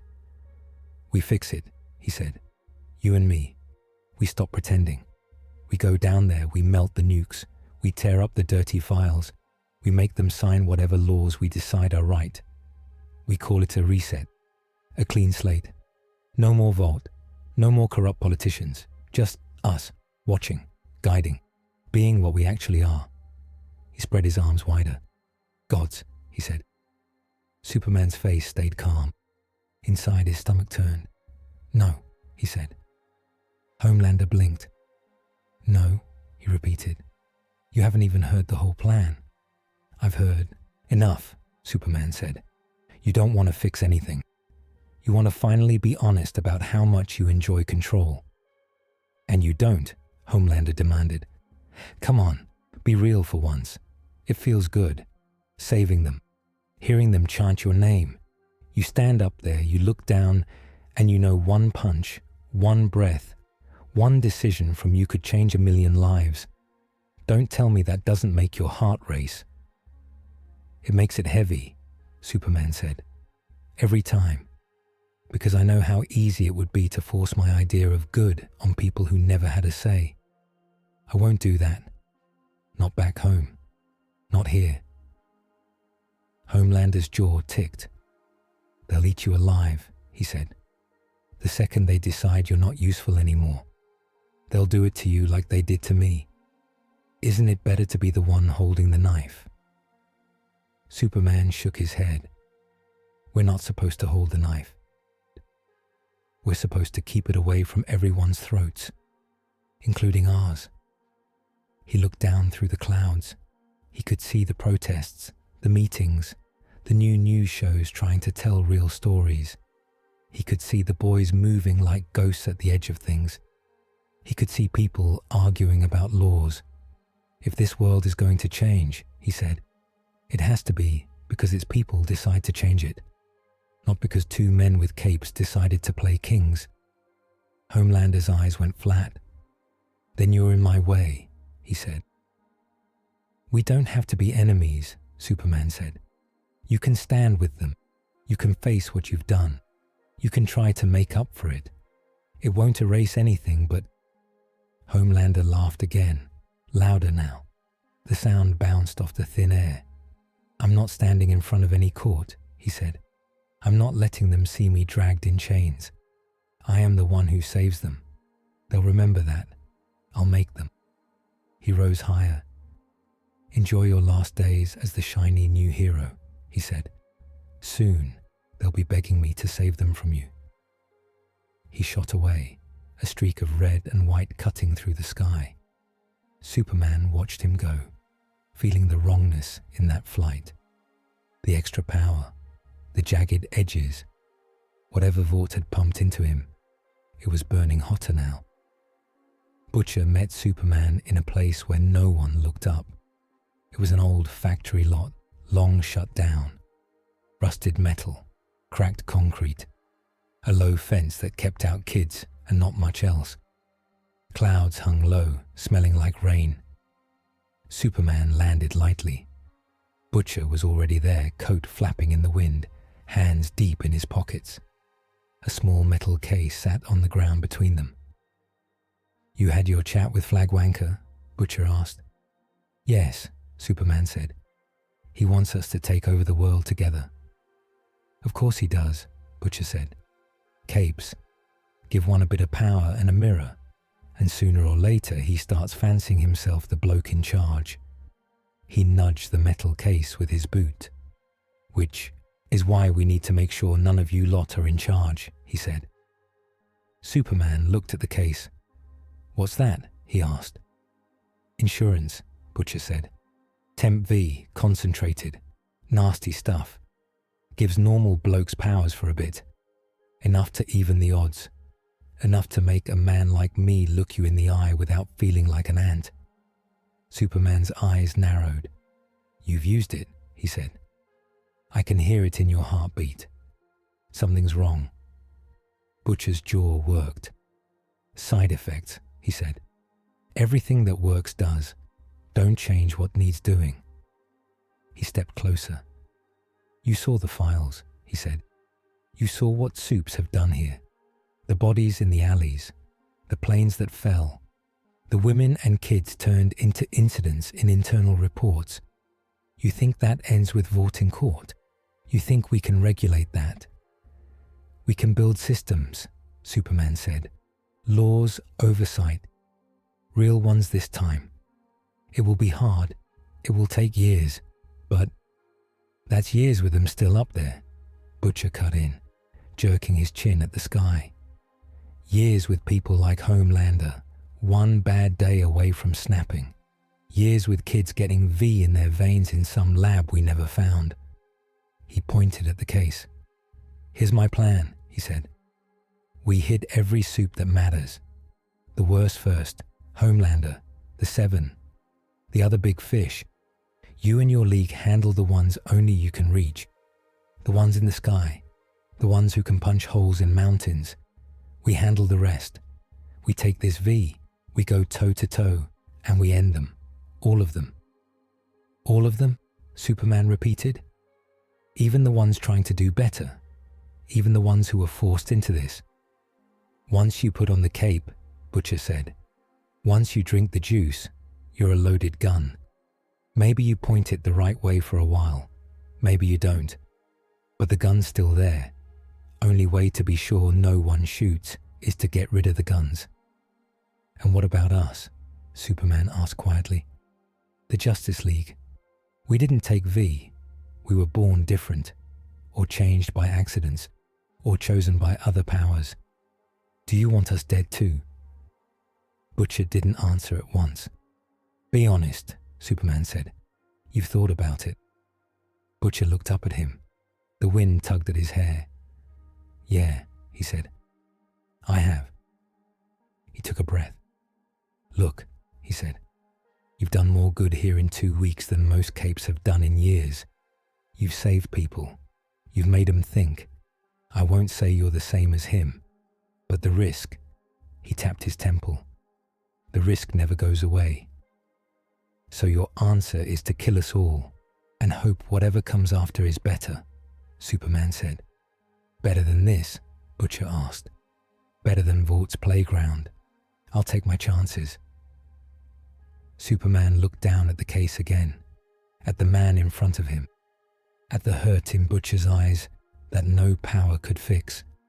I won't do it, he said. I won't help you wipe out every soup. That's not justice. That's revenge. Revenge is justice for some of us, Butcher said. It's not for me, Superman said. And it's not for the people who would die when your plan goes wrong. Because it would. Temp V in the wrong veins. Good people caught in the crossfire. This world doesn't need another secret culling. It needs a chance to build something better in the open. He stepped back. If you go after innocent people, he said, if you hurt someone just because they were born with glowing eyes, we'll stop you too. Butcher's face went hard. So that's it then, he said. You won't be king. You won't be the butcher. You want to be the priest, preaching truth and hope while the monsters play chess. I want to be someone who uses power to protect, not to rule or to punish whole groups, Superman said. He looked up toward the watchtower. "We're going to drop everything we have," he said. "Every file, every video, every recording. Not just on Vault, on every black site, every off-the-books lab, every secret that lets people like Vought stay in charge." Then we step back. We help where asked, but we let your world decide what to do next. "But your idea of help and mine don't match," Butcher said. "Maybe not," Superman said. "But sometimes the best thing you can do with power is to stop other people from hiding theirs." He took one last look at the Temp V case. "Throw that away," he said, "before it kills you." He rose into the air and flew off. Butcher stared after him. "Should have known the alien had picked the newspaper over the knife," he muttered. He looked down at the case. His hand shook as he picked it up. "Not yet," he said. "Not while Flagwanker's still out there." When the final wave of data hit, there was nowhere on Earth you could hide from it. Every screen, every phone, every public ad board, every Vault channel. For 10 full minutes, normal programming vanished. Instead, footage played. Homelander leaving the plane full of people to die. Maeve, drunk and crying in a hallway, begging to be allowed to save them. Test videos of kids screaming as they reacted to Compound V injections. Internal memos about acceptable civilian losses. Clips from labs where scientists spoke coldly about power levels while people suffered behind glass. Blueprints for weapons, for more armies, for upgraded soups. On top of the images, simple words scrolled. "This is what they did. This is what they hid. This is what you paid for." In the watchtower, Cyborg sat with his eyes closed, relaying the signal.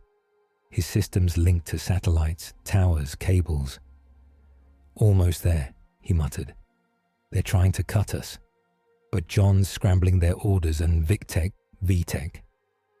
Flash paced nearby, too keyed up to sit. On the streets, people stopped and stared. Some fell to their knees. Some started shouting.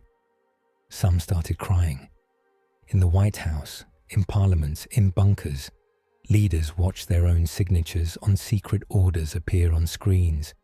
The world could see every line. In Vault Tower, the CEO saw his own face on screen as he told a board, "The public will believe whatever heals their fear fastest. We give them a hero.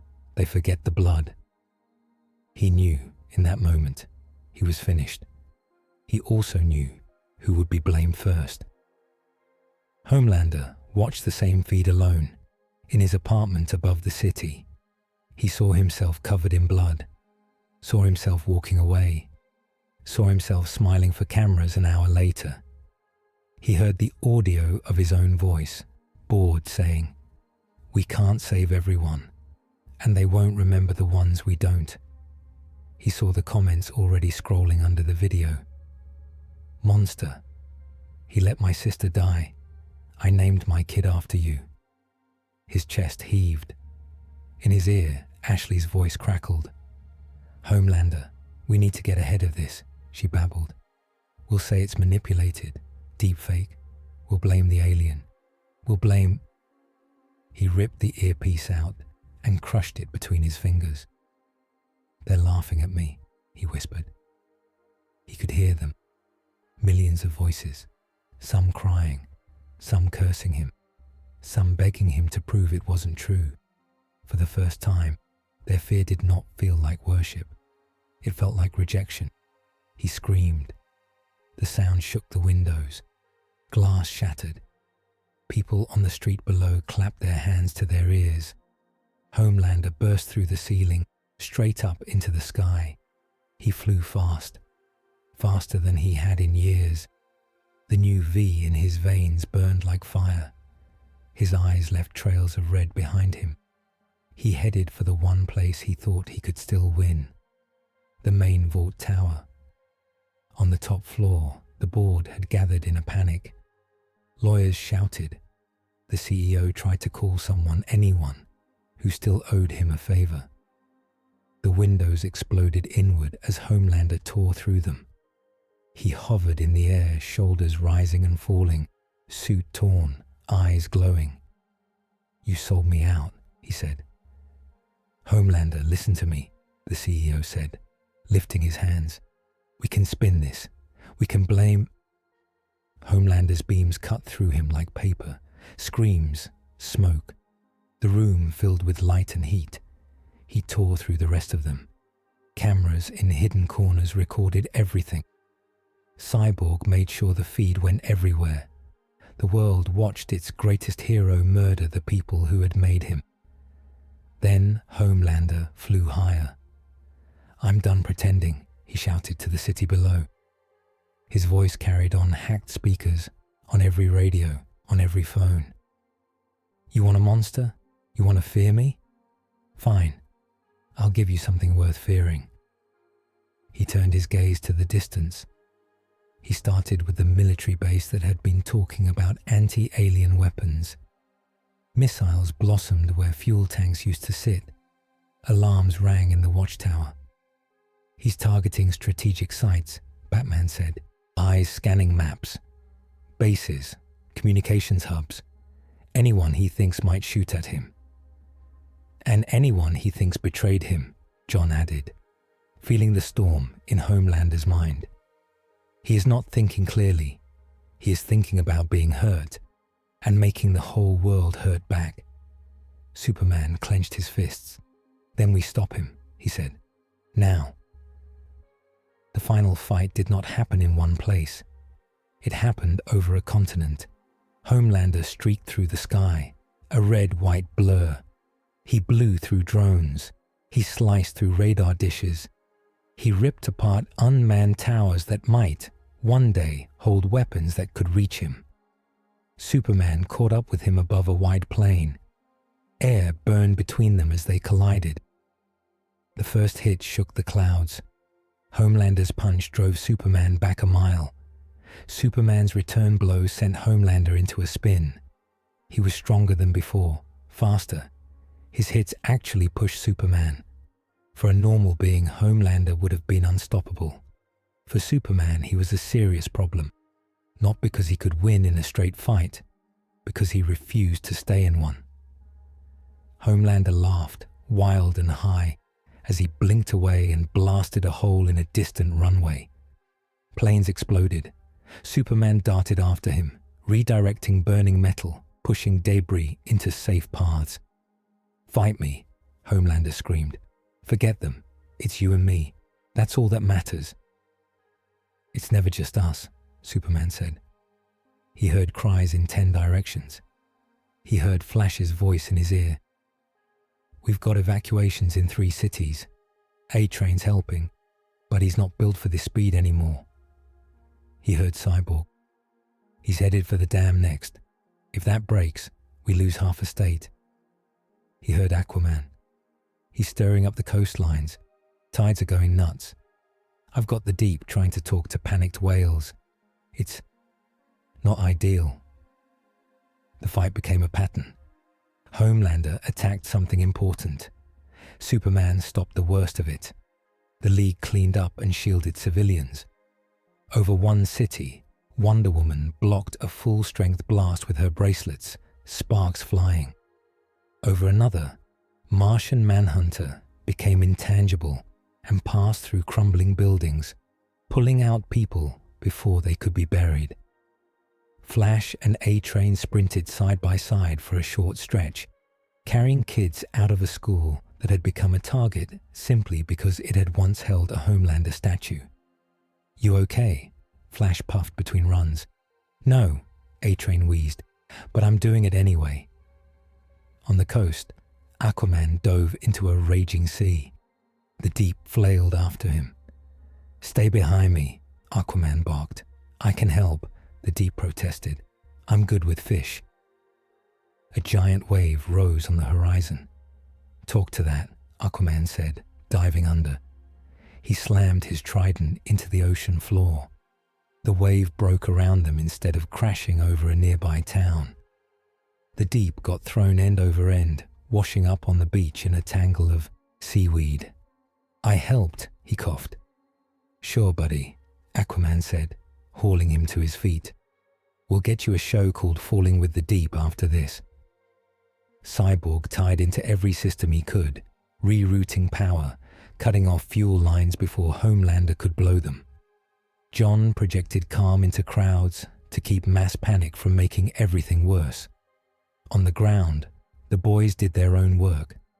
Butcher, MM, Frenchie, Kimiko, and Huey moved through a vault backup facility, planting charges. These were the servers that still held extra blackmail and emergency commands.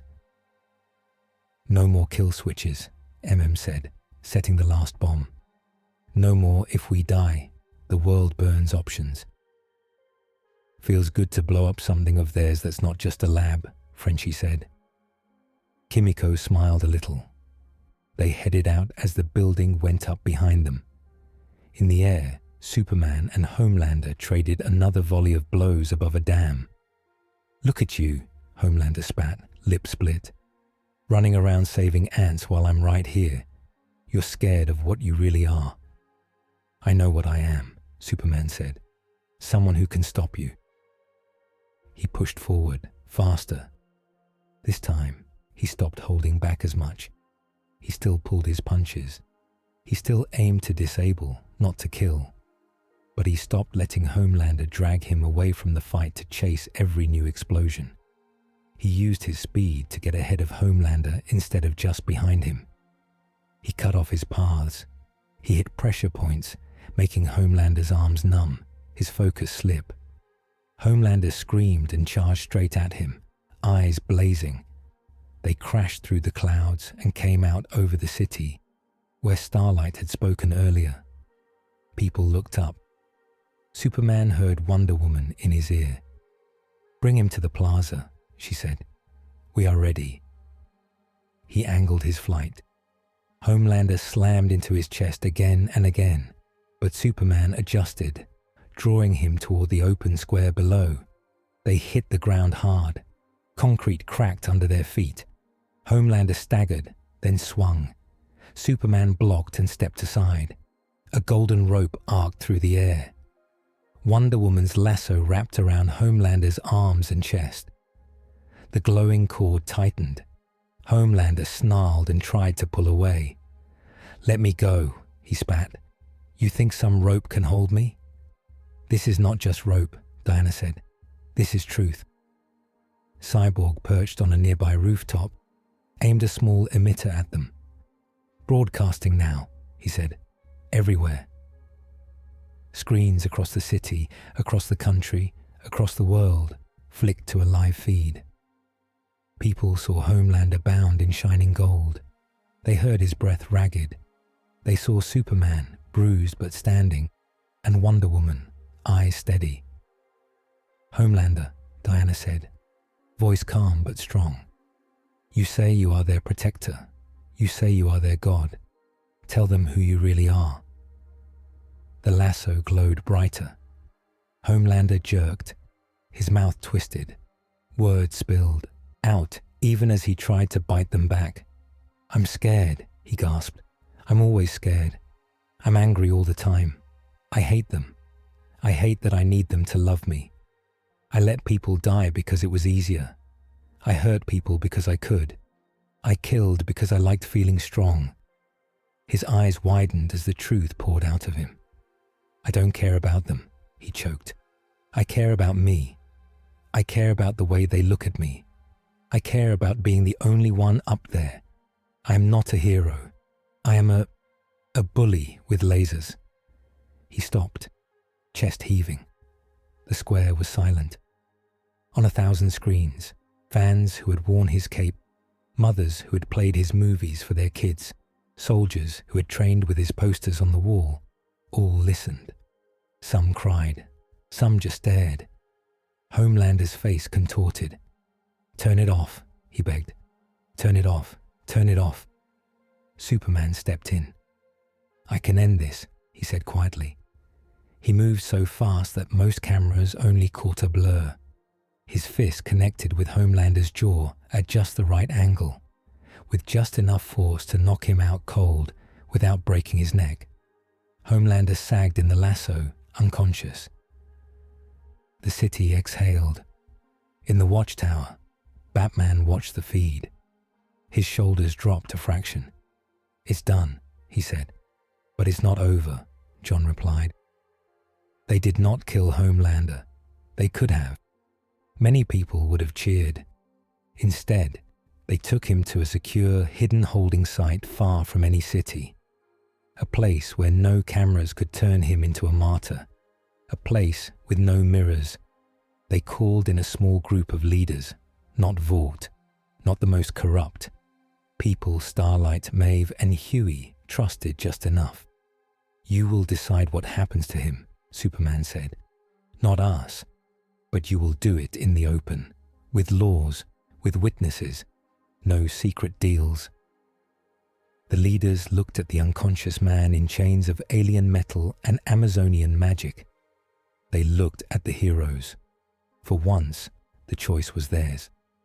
Vought collapsed in slow motion, and all at once. Stocks crashed. Lawsuits piled up. Criminal charges were filed. Some people went to jail. Some tried to run. Not all of them were caught yet. The Vought logo came down from towers, replaced by plain signs that simply said, "Under investigation." New agencies rose up. Some were better than others. Some would fail. Some would quietly become the next problem. But people were watching now. The boys kept watching too. Starlight quit the Seven on live TV. Maeve walked out with her, middle finger held high at the tower behind them. Later, they formed a small group of soup volunteers. No branding, no sponsors. They worked with human-led oversight committees. Every mission had a report. Every report was public. "You're really going to let them tell you when to fly?" Maeve asked once, half amused. "Yes," Starlight said. "That's the point." The Justice League stayed for a little while longer. Long enough to see the first vote, trial start. Long enough to see new laws drafted. Long enough to make sure there were no hidden nukes pointed at the sky. Then they gathered on the Watchtower's main deck. "It's time," Batman said. Flash frowned. "Time to bail?" he asked. "Feels like we're leaving halfway through the movie." "We're not the stars of this one," Batman said. "We were guest stars. The story has to be theirs now." "They will make mistakes," John said. "Like we do," Diana replied. "Every world does." Aquaman shrugged. "I'm fine leaving," he said. "I've had 3 ocean show offers this week. One of them wanted me and the Deep to host a dating game. I'm done." Cyborg smiled. "I've left a few gifts," he said. "Secure comm links, encrypted data caches, tools honest people can use. No backdoors for Vought-type creeps, or for us." Superman looked at the planet below. The protests had shrunk a little. Some had turned into meetings, community groups, support circles for victims. "It still hurts down there," he said. "It always will," Batman said. "But hurt is part of change." They looked at each other. "We can't stay without becoming something they fear as much as Homelander," Superman said. "So we leave," Diana said. "But we do not forget them." They agreed. Before they left, Superman made one last trip down. The rooftop was the same one where Starlight had spoken 2 weeks before. Now it was quiet, just wind and the buzz of a broken neon sign nearby. Starlight stood at the edge, looking at the city. She wore her old jacket again, her hair whipped around her face. Superman landed softly behind her. "You always pick high places," he said. "Occupational habit," she said, without turning. "You leaving?" "Yes," he said. "Soon. We've done what we can without crossing lines we shouldn't." She nodded. "People are already fighting about it," she said. Some want you to stay and police every soup. Some want you gone yesterday. Some say you saved the world. Others say you just moved the pieces around. What do you say? He asked. She looked back at him. I say you showed us something we needed to see, she said. That heroes don't have to be owned. That power can say no. But you also lit a match in a room full of gas. Now we have to deal with the fire. He smiled a little. Sorry about that, he said. I'm not, she said. Terrified, yeah, but not sorry. He held out a small device. It fit in her palm. A simple button and a tiny light. If something comes that you truly can't handle, he said, something on the level of portals in the sky or planet-breaking weapons, push that. We'll hear it. We'll come if we can. She turned it over. No promise you'll fix our politics, she asked. No, he said. That part has to be yours. She slipped the device into her pocket. Good, she said.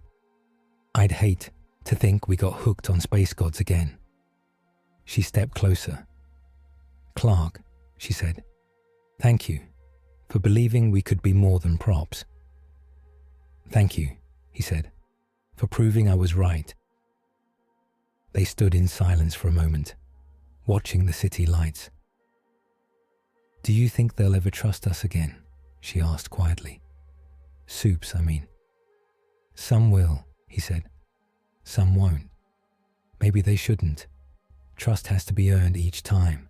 That's hard, but it's better than blind faith. She nodded. Go save your world, she said. We'll try to save ours. He took off, cape snapping, and was gone. The boys' new safe house had better chairs, but the same old smell. Huey sat on a couch that didn't collapse when he moved.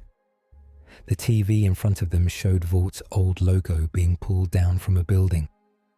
A news anchor spoke over it. The first of many trials begins today, as former Vought executives face charges including fraud, manslaughter, and crimes against humanity. Homelander remains in a secure facility, his exact location undisclosed. Think they'll actually lock him up? Frenchie asked. Some of them, Mother's Milk said. Some will get deals, some will vanish, but it's more than we had before. Kimiko leaned her head on his shoulder, eyes half closed. Huey glanced at Butcher, who stood by the window, staring out. You okay? Huey asked. Never, Butcher said, but I'll take this over nothing. He opened his hand. In his palm was a small vial. One last dose of Temp V. Huey's stomach sank. You kept one, he said. Insurance, Butcher said. He looked at the vial, at the TV, at a clip of Superman catching a building as it fell. With a short, angry grunt, he walked to the sink and poured the V down the drain. Don't need gods in my veins to keep an eye on them, he said. Huey smiled. That's actually very healthy of you, he said. Don't push it, Butcher replied. They all turned back to the TV. A banner at the bottom read, A New Era for Heroes. New era, same watchers, MM said. We rest a bit, then we go looking for the next Vought before it grows teeth. Huey nodded. Yeah, he said, but this time, maybe we're not the only ones watching. Months later, in a smaller, cheaper office than Vaught's, a group of producers sat around a table. They were excited. Hear me out, one of them said, waving a storyboard. The brand is dead, but the demand isn't. People still love superheroes. They still want that big crossover. So we give them a movie. Justice League versus the Seven. Pure fiction. Says so right there. Any resemblance to real heroes is a parody. We keep the costumes just different enough so we don't get sued. He slid sketches across the table. A red-blue hero with no S on his chest. A blonde man in a cape with stripes, but no flag. We get some C-list actors, lots of CGI, he went on. We make Homelander the tragic hero. We make the alien invaders the villains. We win back the narrative. Another producer frowned. Isn't that risky? She asked. Those guys are still out there, somewhere. Come on, the first one said. They're gone. Up in space, in another universe. They're not going to come down here just because we made a little movie. The lights flickered. A shadow moved in the corner of the room. When they looked back at the wall, their storyboards were pinned there. A black, bat-shaped blade held them in place. On the top sheet, over the words Justice League versus the Seven, someone had written in neat, careful letters, "No." One of the producers swallowed. Maybe we start with a documentary about regular people instead, she said. Yeah, the first one said quickly. Stories about community groups, normal heroes, that kind of thing. He looked up at the air vent. No one was there, but he decided he really didn't want to find out what happened if they ignored the warning.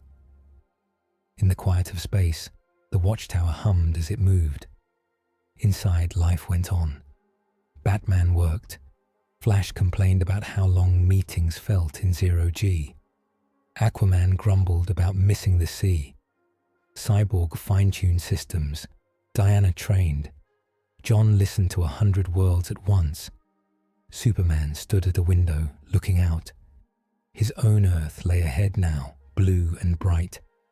Behind them, somewhere far away in the dark, was the world of Vought and the boys. Smaller than it had felt up close, but not forgotten.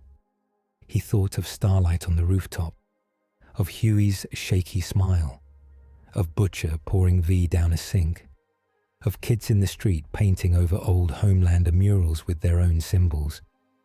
He thought of all the ways power could twist a heart, and all the ways people with no powers at all had stood up to it. Batman stepped up beside him. Thinking about going back? Bruce asked. Always, Clark said. Batman nodded. We probably will, he said. Someday, if they call, if something big enough happens. Clark rested his hand against the glass. Until then, he said, they have something stronger than us. Batman arched an eyebrow.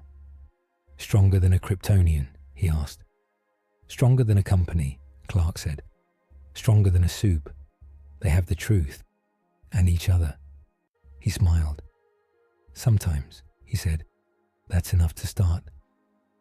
The stars ahead shone steady. The watchtower flew on, leaving one changed world behind and heading back to another, carrying a simple lesson across the dark. Power means nothing if it does not serve the people who have none.